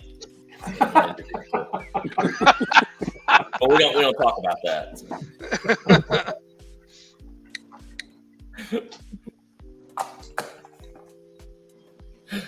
Yeah, we don't have Copart around here, thankfully. Those guys are a bunch of Really? dicks. I could wouldn't see wanna them do charging it a either. bunch of fees for sure. We got Yeah. Pick and Pull. They're kind of like the big ones here. I don't know if Copart owns them, but yeah, Copart's like a disease that's spreading like freaking cancer. Guys are dicks. And the problem is they've got buying power because they own so many yards now. Yeah. Pick and Pull ain't bad. I don't know why they want my bent up rusty ass bumper back as a core, but whatever. I guess I don't have to get rid of it then. But They're it's a gonna little weird. spectrochrome it and resell it as brand new. You're right. Wait, you still have a pick and pull? Yeah, we got 2 of them. Dude. Yeah, Cowboy, Actually, we who got- do you recommend? If I want to drive through the war zone of Florida, the war zone of Portland, I can go to the one in Sherwood too. So technically, I have 3. So, and they're not bad. It's just Oh, Yeah. first responders in here. Yeah, we don't have anywhere where you can pick and pull here in Southern Oregon. not even a private one or nothing. No, they've they're done. Huh? I don't know. We've got one that's a private yard. It's a you pull, you save. It's in Boring, and they used to have a lot of old stuff. So it was pretty cool to go out there and yank some parts out there. But I think the yard slowly shifted to more modern stuff just because the old stuff got picked over. Yeah, with the the cash for clunkers shit. Part of it was that. I think it's just the fact that the stuff he did have in the yard had been there a while, and he started crushing it and bringing in the newer late model stuff because that was, it used to be an overflow yard for a classic yard that was in Portland. And the classic yard in Portland closed down. They moved all their stuff to the one in Boring. And then from there on, they finally got picked over and they got rid of what was left. So now it's mostly late model stuff. See what Then we had Cowboy another- was saying? Yeah, I remember that. Oh, really? I didn't know that. Yeah. Did they have a bounty on Chevrolet or something, or what? Was that the secret? Or was it or was it Chevy guys that say it'd be a storage for all the Fords?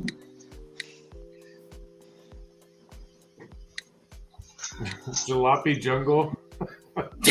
Hey, that's cool. That sounds like a place I'd like to go. Yeah.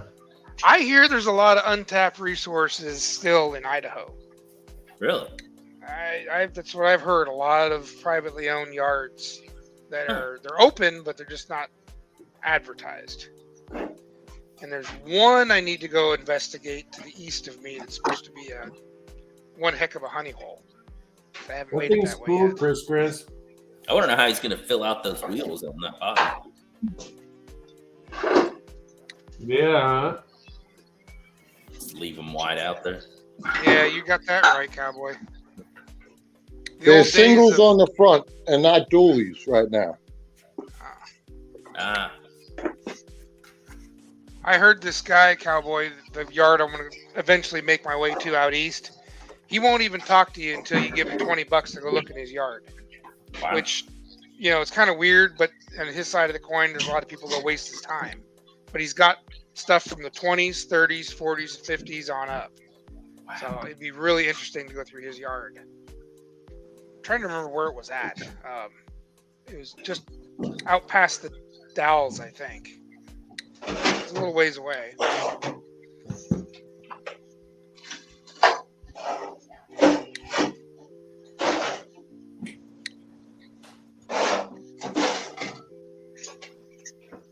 Cowboy, how long have you been doing that? That car crushing video or the car crushing YouTube stuff?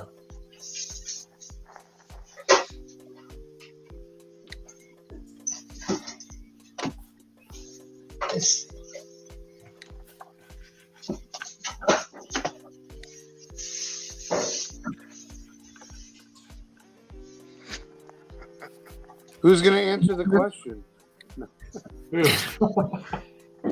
I was assuming he was. Were you asking Cowboy? Yeah, I'm. If he's there, I'm sure he'll respond. Someone should just ad lib, I guess, is what I was getting. That way we don't have dead air. Well, I started crushing stuff back in 1930, you see. There we go. Then we just had a pickup and a big hammer. Pick up in a big hammer. Just go wail on it. And a chain. A chain, that's right. I didn't have no fancy duct tape like you guys. Do you remember back in the days of the old U-Pullets and it looked like someone removed half the stuff with a friggin' hatchet? Oh, yeah. Oh, that was sad. Yep. Claw hammer and a screwdriver is the only two tools they carried into the yard, and they were walking out with all kinds of parts. Yep. Full engines and The destruction you left go. behind. With a fucking Four with a claw years. hammer? Yeah. Claw hammer and a screwdriver. that's right. Pull every part you needed, and it just destroyed everything. No wonder we can't pick and pull now. That's a lot of it. Well, the classic yard I was talking about, just down the street, All American Classics, you don't get to go in the yard other than to look around, and that's it. They have like you can tag your parts and be like, this yeah, is they what I send a want. monkey out there to screw everything up for you. Yeah. I mean, I watched them waste a $50 door panel to get to my $5 handle, so Yo. I don't know how much he's actually stopping by Whoa. doing that. What happened here? There you go. You're drunk. Yeah. I don't know. There's lots of switches and stuff. I'm gonna get off. I'll be in the chat. What happened? I'm gonna be in the chat. Oh, okay. Hey, thanks right, for hopping boss. up here, man. Oh yeah. Crush a Really? Chevy for me. Crush any 80s car for me. Well, yeah, I mean, like what I know that Chevy, the cutoff year was like 72 is when they stopped hand building cars and then it started going more automated in 73. When did that change with Fords? Oh, I think it was just a slow integration. I don't know if it was actually a hard stop. They were slowly integrating robots into the factories, but I don't know exactly when that was. Well, the thing is, the reason, well, you can tell with Chevys because, like, once you get into like 73s, you can use stuff all the way into like the mid 80s. Well, yeah, that was a business practice. No, they weren't changing nothing. But I mean, but anything prior to that in like 72, everything was still, you know, like it was more hands-on kind of thing. Oh, as far as assembly goes? Yeah. Yeah, like you 73 things started snapping together instead of nuts and bolts. No, but there's just way more machinery involved than human hands, and it's clear, and you can tell by how long it lasted. So I would say Ford was probably about the same time, because that style of truck, they got away from all metal and then started going a little bit into the plastics in 73. So I think it was just from a business standpoint, you know, we're saving money by going with some of this blow mold garbage that rots in the sun. Well, you the same square body door panels, how many tops of those you seen destroyed? You know, those where they come over the top, and I mean the plastic, you rub it and it just falls off like it's flour. Right. Ford had the same problem with their stuff.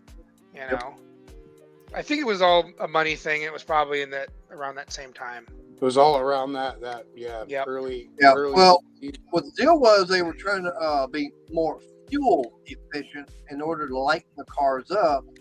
That's why they started putting a lot of plastic on the cars. So is that why the Chevys rusted the moment they left the factory? Probably. You know, that's when they started coming out with aluminum blocks and heads. Stuff like that. I'm just playing with you, Taco. It was a bad metal deal. I know the real story. No, that's actually hilarious as shit. And then he's talking about Glocks. Like, no, like, yeah, Maynard's spot on. Yeah, it was like, M16, Mattel plastic. Yeah. Because we started getting, you know, it's all true. Right, if you look back, you know, like what, 72, 73, we started getting the oil embargoes going. Mm-hmm. And everything where people were lining up for gas. And at that time, the 4-cylinder cars from overseas were more popular because they were able to get 40, 50 miles to the gallon compared to, say, a Crown Vic with 302 getting, what, 15 miles to the gallon? And you're limited on, you know, how much gas you can get. So people were going, hey, I got to have something, I can go further on a tank of gas now since I'm limited. So they just started going with more lighter weight materials for building the cars in order to get that fuel mileage. If you've noticed, fuel mileage on cars have been going up and up because they're using more plastic, aluminum, and stuff like that.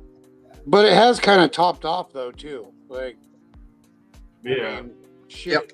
Yeah, even my, you know, like, my 2016 Tacoma or my wife's 23 4Runner, they're still getting like 16 miles per gallon. It hasn't gotten that much better. Yeah, but how heavy is that thing? Yeah. That's all the safety they throw in these cars, plus the plush, the heated seats, and all the other fancy foo-fa has made that Toyota a lot heavier. That's true, but you would think, I don't know. Yeah. I guess I'm stuck in a 4-wheel drive world. Well, in Toyota historically has always had a real beefy frame. Yeah. Well, that's the reason why they hold their value. Yep. Yeah. Well, plus, I mean, it's just quality stuff. But and one thing about with the Japanese is that the reason their engines will last a long time is Yeah, they might have aluminum heads, but their cast iron blocks got a lot of nickel in them, so they don't wear out as fast. Well, right, and now these newer engines, they don't even have. You don't have to do the timing belt or timing chain. So as long as you pretty much stick to changing the oil, they get, you can get 1 million miles out of them before it's time for a rebuild. You still would have to do the scheduled maintenance, but you got to look inside the owner's manual to see what it says. Because when I worked in a Japanese shop, we would constantly be seeing all the cars coming in for, especially your Toyotas. It's a 22R. They come in. Well, and say, 22R, that's like mid 80s engine. Yeah, I know what you're talking about. Yeah, right. But it was and those things are powerhouses for a 4-cylinder. Right. Yeah. But the thing about it is, they would not do the scheduled maintenance. And Yeah, one thing you have to do complain about, right? They complain about overheating, and what happened is that the chain guide made out of plastic would get wore away, and that chain would wear a hole in the timing chain cover, right where the thermostat's at. So all your coolant right down the oil pan. And I've seen so many Hondas where they wouldn't change the timing belt, and there's like no teeth on it, and it'd get right around the crank sitting there spinning. Valves are open, and piston come up, slap them. Yeah. Well, I mean, yeah, and then being an interference motor, it would create havoc. Absolutely. But I mean, even on the newer cars, you're still going to have to do maintenance on them. Timing belts, timing chains, you're still going to have a certain time frame where they're going to have to get replaced, especially on a timing belt. Right. I guess what I'm getting at is the newer stuff. From what I've checked, there is no more timing belt or chain.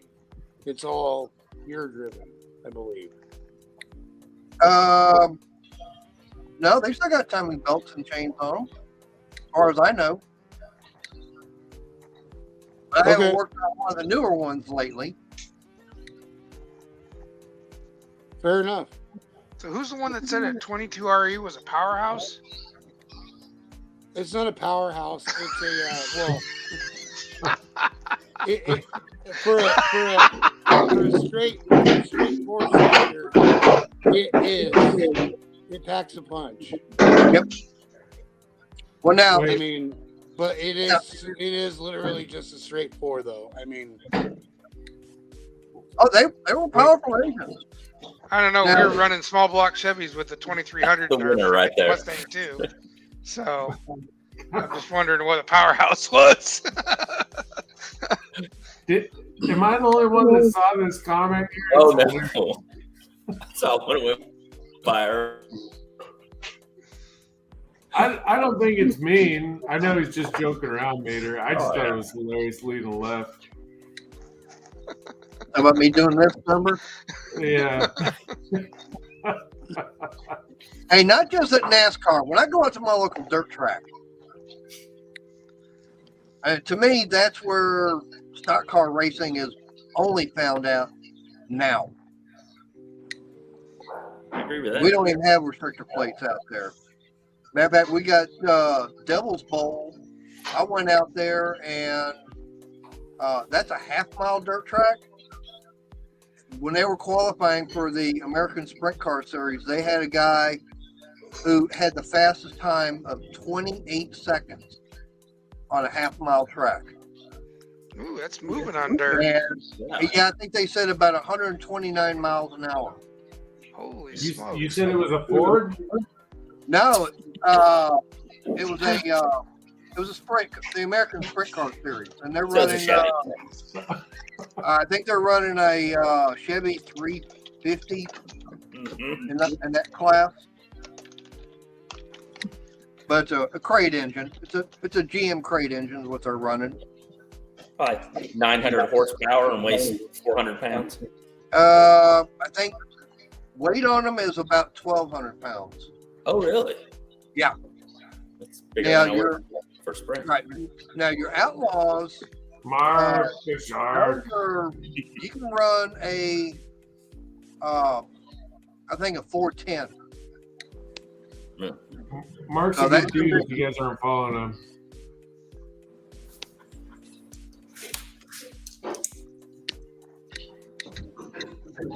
Sorry, I didn't mean to cut you off, Mater. No problem. But yeah, I mean, like I said, you go to your local dirt track, and I mean that's where you see all the different classes, and they're more exciting to watch them. Oh, of course. Because I mean, you can see them getting strung out. They're not having to run a damn restrictor plate where they're all stuck together. Now, unless you're watching the kids out there running in the 4-cylinders, that's a different story. We do have a class like that down here. Yeah. But now the one class that's fun to watch is the Bandoleros, because they're running like a Suzuki or a Honda. Oh, really? Yeah. Huh. They actually. They're running a motorcycle engine. It's a 600. They're putting. I think it's a 600 engine in there. But Thank you for joining in, Cowboy. I appreciate it. I see you, Cowboy. But the cars all look like from like the 30s. Oh, I've seen those. The dwarf cars. Yeah. Yep, the dwarfs. Yep. But, I mean, Midgets. Yep. Midgets, no, they're not midgets. Well, no. It's a dwarf car. Yeah, they're called dwarfs. A 600 cc motorcycle engine. Yep. Yeah. There's a difference between a dwarf and a midget. A midget, Legends car. right? The Legends. But the midget looks like a small Sprint. Okay, I get it. Yeah, you gotta go back to me now. It's gone around. Now I feel bad. You gotta go back to me. There, everybody. Bad It's all. here. Yeah, It's all of us saying hi to one. Yep. Yeah, I won.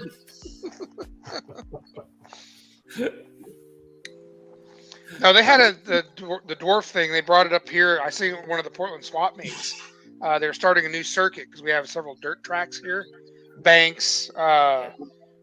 Portland had a dirt track for a little while. What was the other two? Anyways, we have like 2 or 3 dirt tracks, and they're trying to do the dwarf cars. Start a new series with them. Right. And they're kind of cool. And you're right. The bodies are modeled after the 30s style. Right.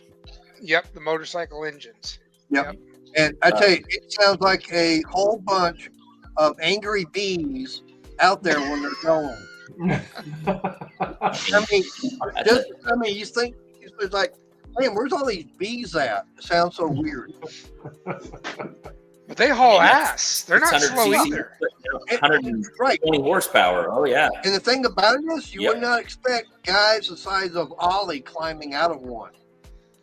Oh yeah. Well, I don't even know if I can get into one.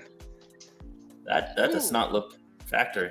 And where's the duct tape? Put a little duct tape and spit on it. It'll be fine. Dude, you're gonna take some leaves out of that thing, right?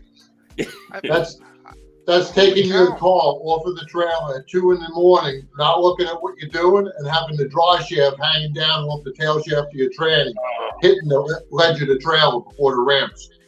Oops. Oh.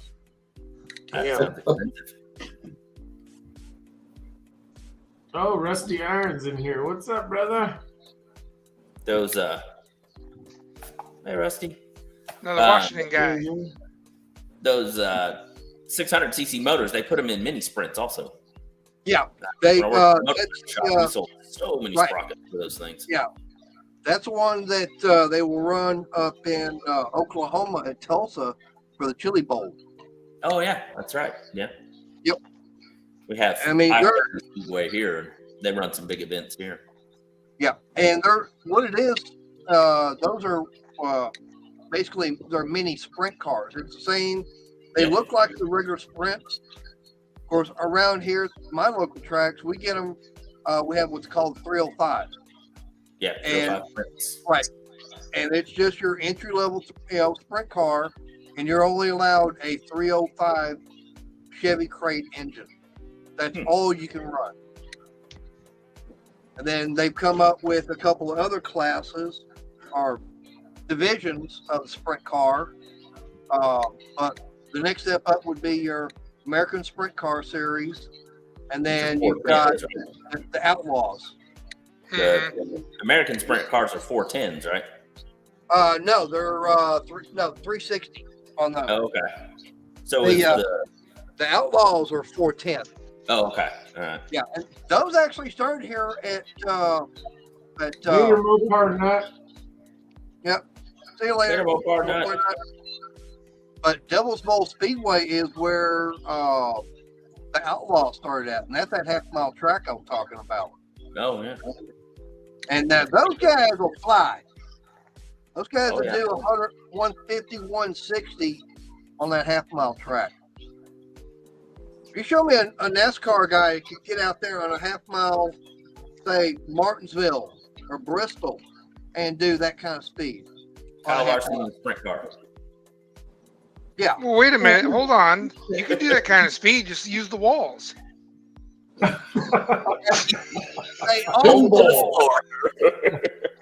got no. Here's the thing: they got to do that speed and stay off the wall. Oh, you didn't say that. I mean, not on the last lap, right? I couldn't believe that when I seen it. I was like, I thought I watched a video game. I was like, holy cow! Apparently, he said that he learned it from playing video game, one of the NASCAR video games, and that's how he would finish some of the races. And he's like, I had to take a shot. Balls of steel, man. The next day, I was like, okay, I never would have expected that. That was impressive.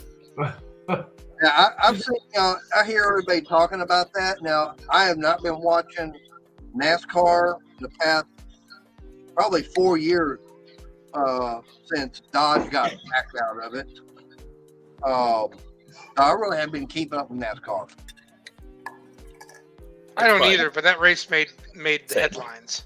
Yeah. Yeah, I remember seeing everything, talking about it on all the YouTube channels and everybody, and like, how he came off the turn and everything, hit the wall and come around, take the win?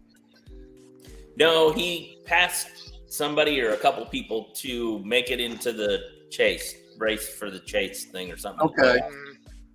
I know it was something that everybody was talking about. So, did you see what he wound up doing and everything? Like, okay, I saw the video. I was like, okay. He floored it, and the wall did the steering. That's what he did. Yep. Yeah. Okay, but this is seriously to the wall, really. Yeah, but the future is going to be like dictated by video games now. That's kind of scary to think. It was there. Yep. They have made that illegal now. They didn't the end of that year, but I heard not too long ago that it was made illegal now. Yeah, I figured that was following shortly after. Well, I mean, the wall killed Earnhardt, right? Yep. With a lot of people. Well, he drove into it. No, Yeah. He wasn't using it to turn. Jump out. That's true. It was not that the wall that did it. It was a sudden stop that did it. Yeah, I'm not afraid of heights. It's just the I wouldn't have had the sudden stop at the end. I get it. Yeah, I'm not afraid of heights. I'm not afraid of falling. It's a sudden stop at the bottom and it hurts. Yeah.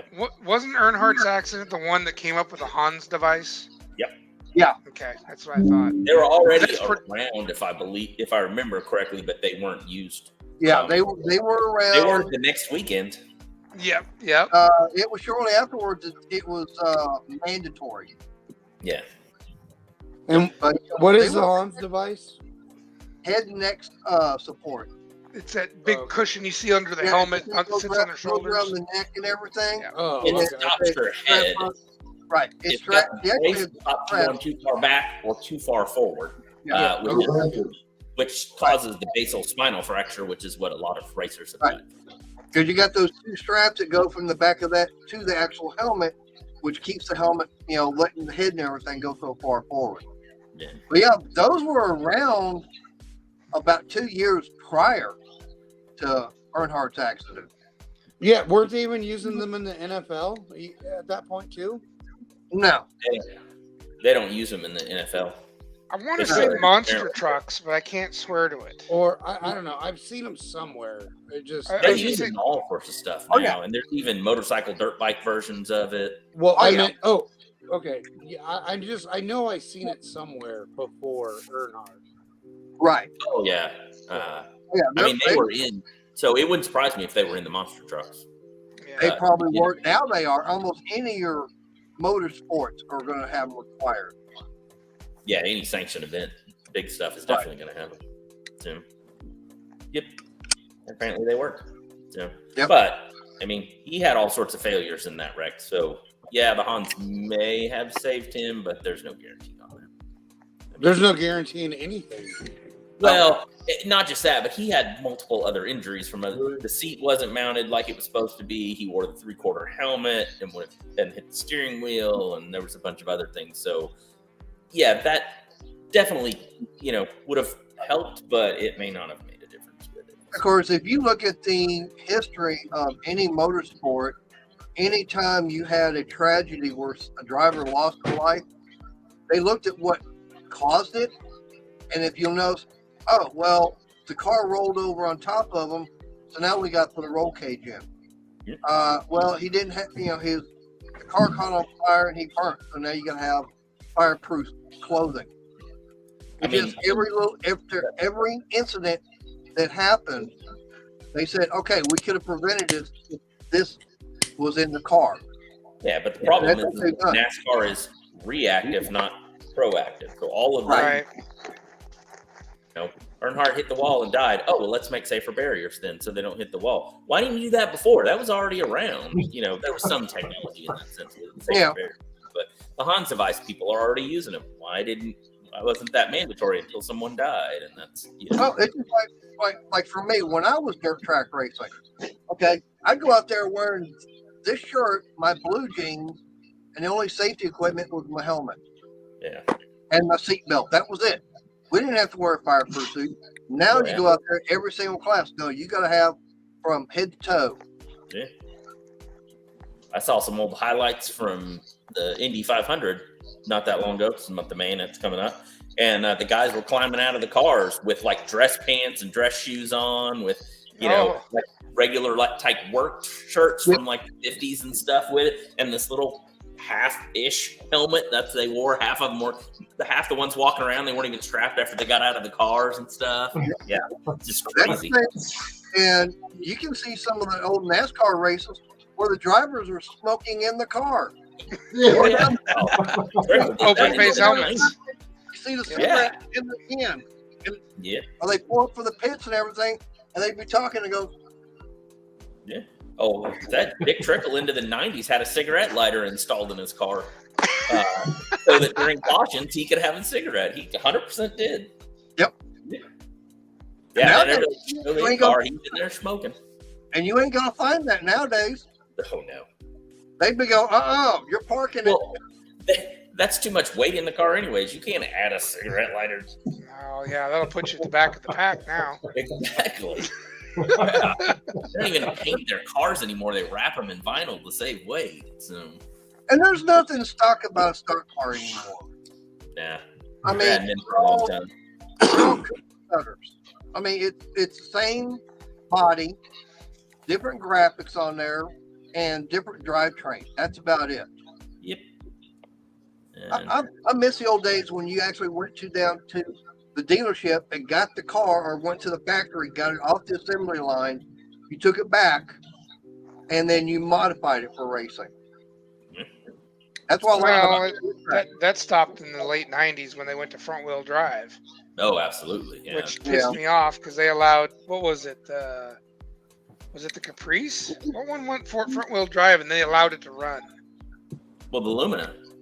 Was it Lumina? That was front wheel drive. Oh, it definitely was. Yeah, it was Yeah. front wheel drive. And they That allowed was it. Now, there may have been BS. something before that, but for the Lumina would have been the Monte Carlo, and they were all rear wheel drive. They're real well. Now that's the reason why Ford left the Thunderbird rear wheel drive as long as they did. It was because of Also NASCAR. NASCAR. And Yeah. once they let Chevrolet do the Lumina, then all of a sudden they used the what was the car that replaced it? Taurus in there now. Huh? Taurus? Ford's using it. What, the Taurus? No, Well, it back was before the Taurus. Oh, or the Taurus. before the Well, that was the Thunderbird, wasn't it? Cougar. Yeah. No, I thought there was something. What the hell was that? It wasn't the Probe, was it? No. Aries. Aries? Contour? No. No, they didn't run the Contour. What the hell was that? I don't remember what. I don't remember what car came after the Thunderbird. I think it was the Taurus. Was it the Taurus? I may be wrong. Regency? Maybe it was. Maybe it No, was. it had to have been the Taurus, yeah. Yeah, because, I mean, they were running the Thunderbird in the 90s, mid-90s. Yep. Escort. It had to have been the Taurus. Yes, the Taurus was the number one selling car in 94, 3? Sable. Yeah, Sable. because, yeah, because the Mercury Sable, is that what you're saying? Sable's the Yeah. Mercury. No. Sable. That'd be the Mercury. Hell, you haven't had a Mercury in NASCAR since when? Well, Before my time. since when has a Mercury been much different than a Ford, anyways? Well, that's true. Well, yeah, they're all part of the same parent company. Yeah. Well, that's very much like the Ford. GM in the 80s of the Pontiac, the Oldsmobile, the Monte Carlo. They were all the same car. And your Oldsmobile had Buick, different ones. I mean, yeah, because you had the Chevy. Monte Wait, Carlo. it wouldn't be the Ford Tempo, right? That wouldn't be it either. No, No. No. that was their smaller car, and at the time they didn't run the Yeah. smaller car. Yeah, so it would be the Taurus, I think. Now, the Yeah. only other I'm Ford trying to that remember. ran, I was gonna say It had the to only be other Ford car that ever ran would have been in the lower classes, and that would have been the Mustang. But that Oh, was the not Bush series? Yeah, like the Bush and Arca. But that didn't come till much later. Right. But that would have been about the only other Ford that's ever run besides, like your Thunderbird. The Taurus, the Thunderbird. Because, Bill Elliott, he The was Taurus built they to had run for the years. Thunderbird. I think the Taurus was replaced with the Fusion, replaced the Taurus, and then the Mustang replaced the Fusion, I think. Yeah, Right. because they're running, the Fusion right now? No, they run the Mustangs. Yep. There's Even no in more NASCAR? rear-wheel drive. Or All of Ford them. doesn't have a sedan Yeah. anymore, do they? I don't think they do. I think they were one of the first ones to cancel the cars. Yep. Or no, GM was with the Caprice. Sorry, as far as Ford, Oh, yep. their stuff first, I believe. But yeah, the Mustang, the Camaro, the Toyota Camry. Is that it now? I think those three. Not many selections these days. No. Yeah. Well, it's when Dodge left. Yeah. Yeah. Dodge they've been at, what's really weird is the last year Dodge winning the championship was when it was Kozlowski, and that was right when they said, "Oh, by the way, we're leaving Dodge, go Ford," and yet they won. That's right. Yeah. They weren't winning the manufacturers' championship.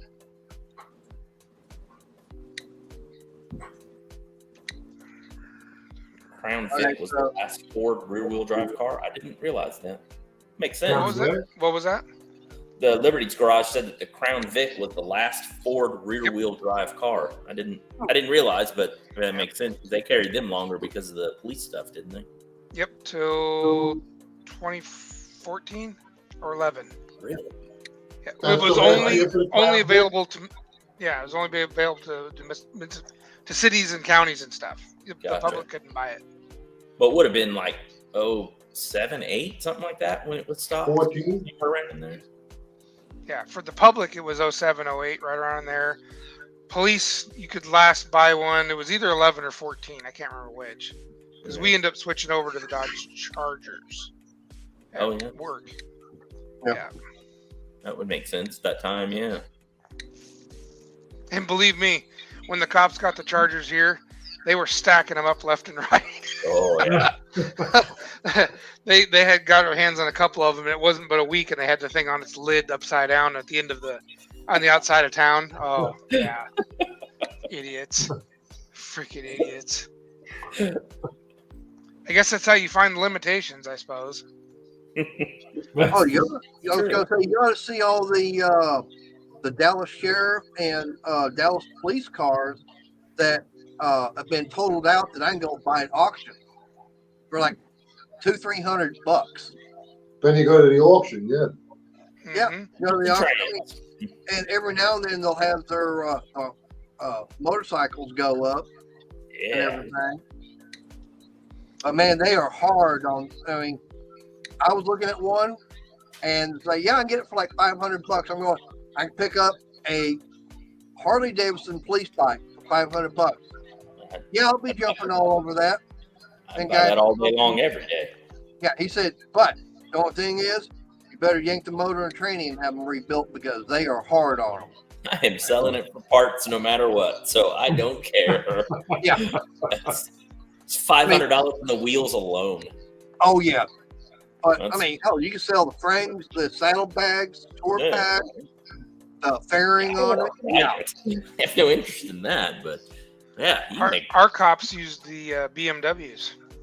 We have both here. We have Hondas, BMWs, and Harleys. Really? Yep. Yeah, they had a Harley and it just didn't work out, and they ended up going BMW. Yeah, the Harleys are heavy. That's the biggest problem that most of them have. They're, no offense to Harley, but a lot of offense, they're not fast. So if you need to chase somebody down, they're reasonably quick off the line, but they're not quick. The maintenance, a lot of it was the maintenance. I wouldn't exactly say a Harley is slow. They're slow. Well, okay. Hey, I've got 2 of them, and I've topped both of mine out at over 100. That's nothing. That is mile an hour on a motorcycle. I can do that in second gear on a 600.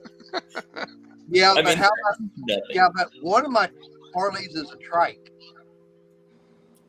I don't know how that makes a difference in any of this, but yeah, the Harleys they're cool, but they're the street bikes kind of have them nailed. Right. They have some, like their V-Rod and their new 1250s, reasonably quick. They have a couple bikes that are quick. I'm not saying that. I had a 94 Magna in 2003, actually.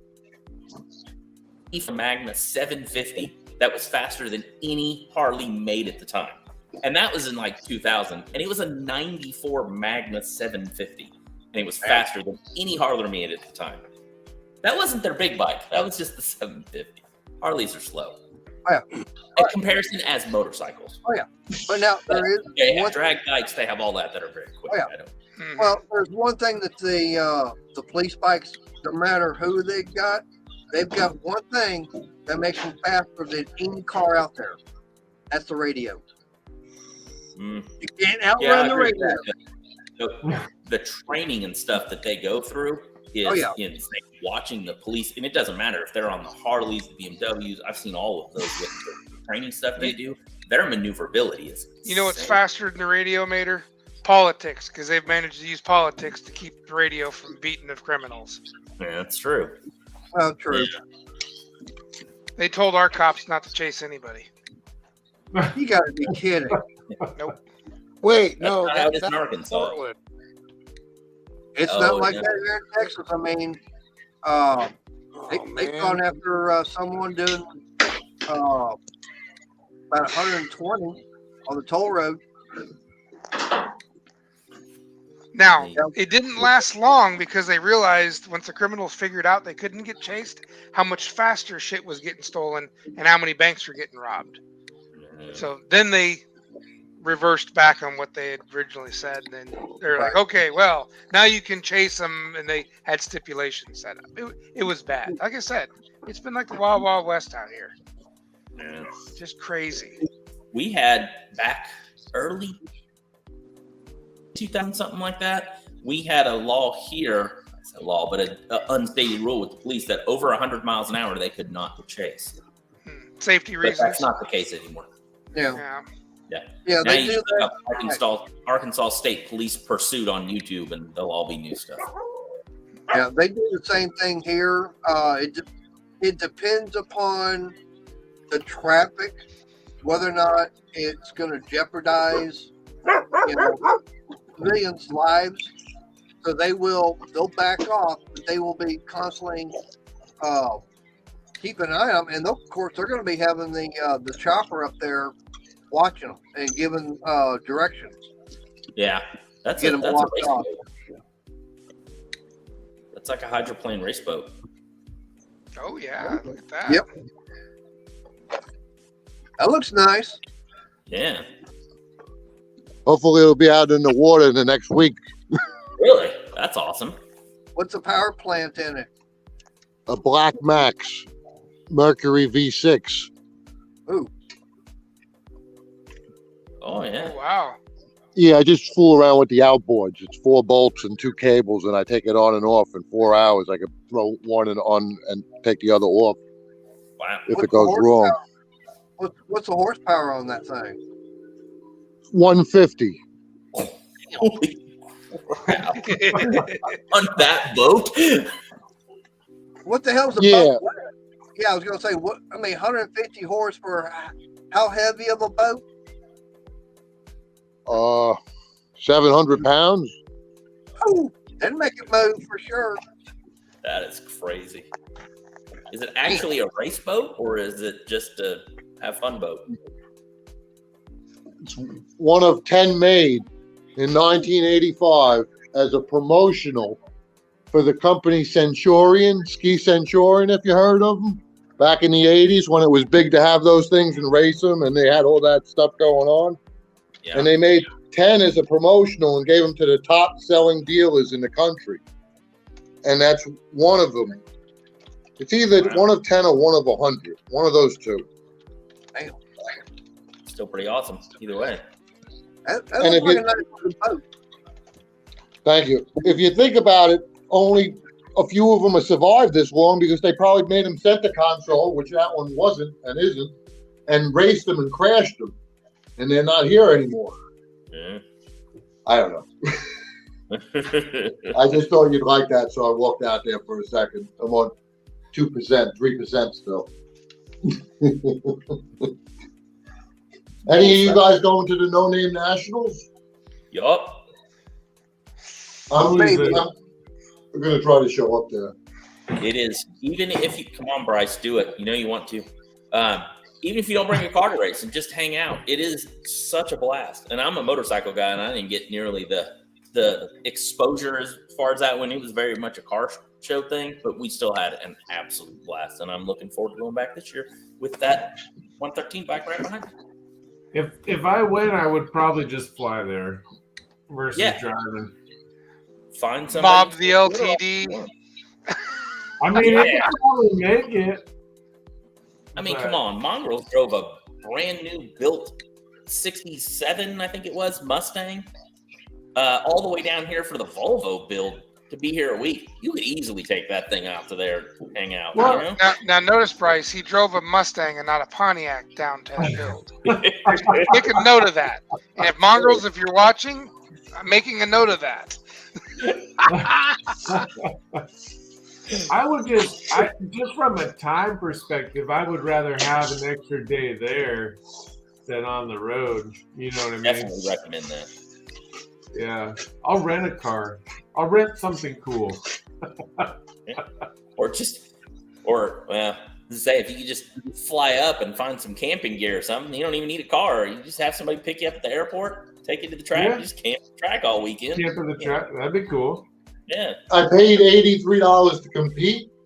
And if I just go there and camp either way and fly down and don't compete with the track or the burnout competition, I'm going to be giving these out. Everyone's going to get one of these for free.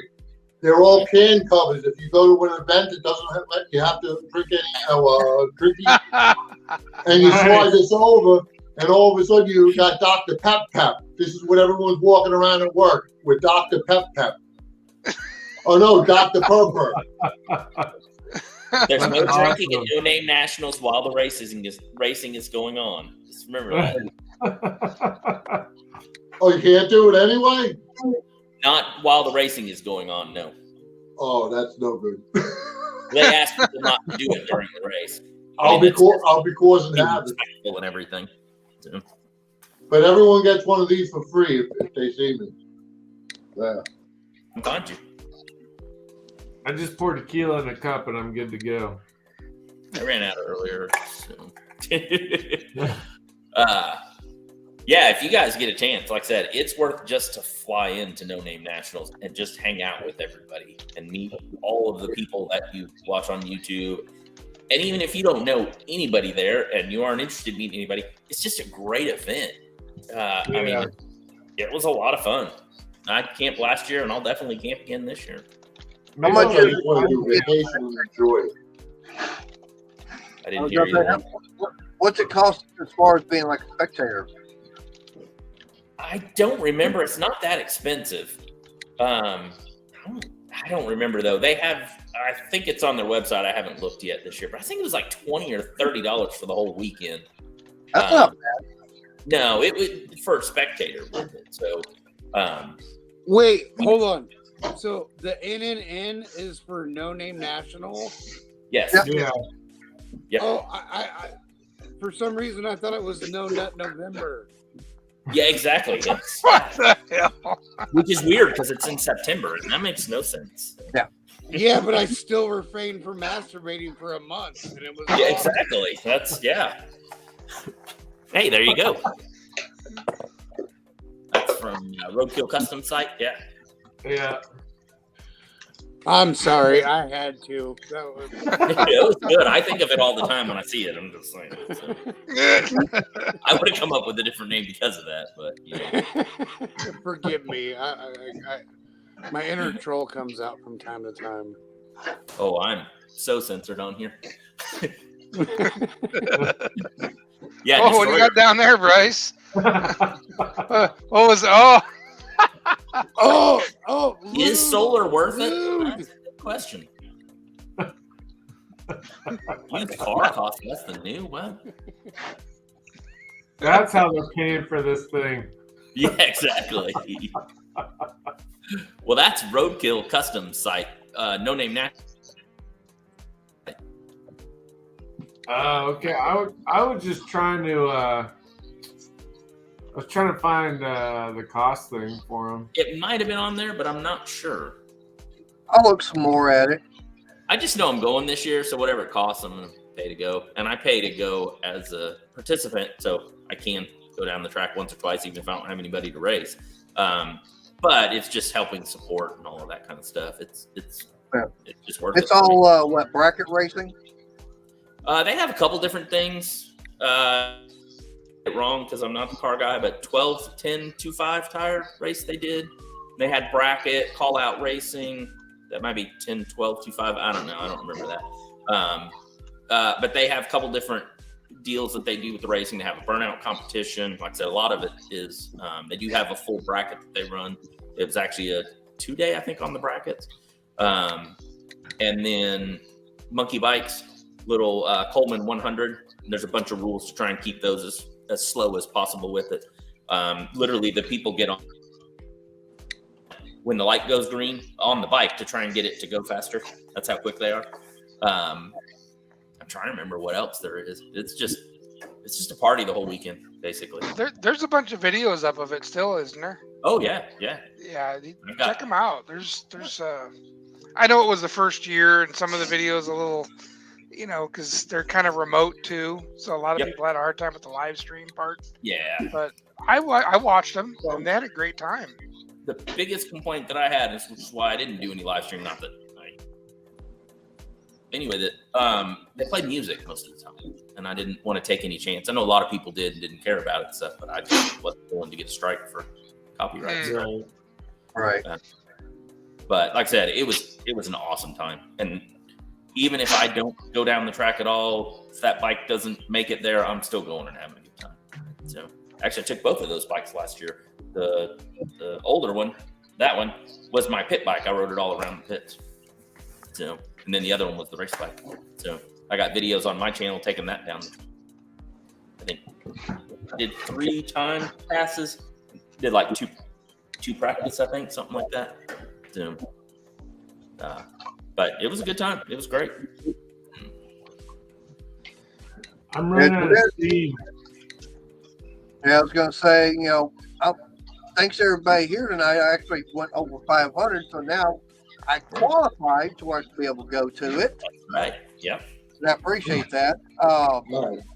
My only thing is, I don't know if I'd be able to with everything going on here at the house, because gotta have someone to keep an eye on my mom, who's 85. Yeah. Bring her with you. No, I'm not going to take my mom that 7.5 hours. It'd be nice, but it'd be 3 of us going if we did something like that. There you go.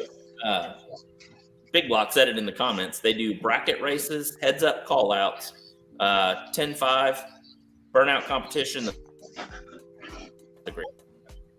And he had a blast, and he even oiled down the whole back end of the track when he lost his did. His last run of the day, too. The last run of the event. It was his last one. He was in the brackets, if I remember, at that time. And it might have been the 10-5 or the 10-5. Yeah, and he got beat in the race. He was just in it for points for that one. And I tried to win the overall trophy with it, and he lost the engine on that one. So. Now, reason I was asking that is because years ago, we have something here in Texas. It's called the Texas Muscle Car Club Challenge. And it's supposed to be the largest car club versus car club race in the United States. And we would go to different tracks and everything. I mean, not only in the Dallas area, but there were times we would actually go to Oklahoma. Yeah. And it was all bracket racing. And I'm good, unfortunately, I had the slowest vehicle out there. But I was still able to win. And there were times when people were going, I don't want to race him because, one, his reaction time is damn near dead on. And second, he's got 4 dead on dial stickers. I had a 93 Dodge 1-ton dually club cab with the diesel. 1/4 mile, yeah, it's slow, 20 seconds flat, and it would run it. And I'm pulling like a 001 on reaction time. My reaction was I went when I felt like it. And the times reflect. And Big Block said it was the 10-5 race that he blew the engine in. He was the slowest one there. He was only in it for the points. That's the only reason he was doing it. He didn't even think he was going to make it that far, and blew it. And almost 3 points away from winning everything. Cool. Man. So, damn. Pretty sure his monkey bike had problems too, so we could have won points from that too. Yep. Oh, I remember there was one night here at the Motorplex. We had a big race, and this one guy, he came out, and he was known for winning. And it got down to the final race, and sure enough, he's there at the final. And this girl, she just wound up, keep on advancing all the way up. And they brought him up for the final round. They both did their burnout. She backed up. And then, mind you, this was from 10 grand. Okay. He lost reverse. So she got the buy run for 10 grand. It's like all because the transmission went out in his car. The bracket race there finished with just Mopar Joe racing a really slow van in the bracket race. But he was nailing his times dead on. I can't remember his name. He raced Hoosier's Garage while he was there. I can't remember his name. But that van was not at all the fastest car in the bracket race. And he made it all the way to the finals. Consistency. That's what it is. Absolutely. Yep. I'm sorry about that. But yeah. Yeah, Bryce, I was getting ready to go too. I was actually going to go at midnight. Well, it's midnight. Okay. Hey, Fridays get to be rough. Thanks for the sub, 402. Nice. There you go. Yeah, appreciate it, man. Thanks for everybody for joining in. That's awesome. We had a good turnout tonight, I feel like. Yeah. Thank you. Good show as always. Yeah.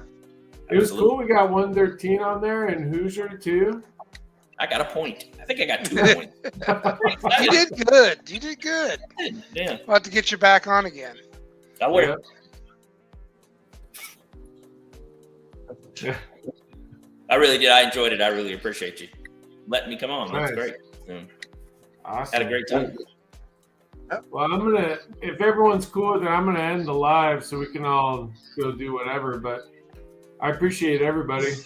The hat didn't help though. It didn't. I'm telling you, it's just. It might work against mongrels. We don't know yet. Oh, that's true. Yeah. That's true. Maybe that's his kryptonite. It doesn't help if I know 0 of the answers. I don't think anybody knows them really. I didn't know half of that stuff. I got exciting on the lightning, and that was it. Because I was like, I know this one. One. I was pretty sure on the Viper. Nobody knew the Hawk one, or what was the Hawk thing or whatever? The Pontiac one? No. Yeah. The Pontiac. Yeah.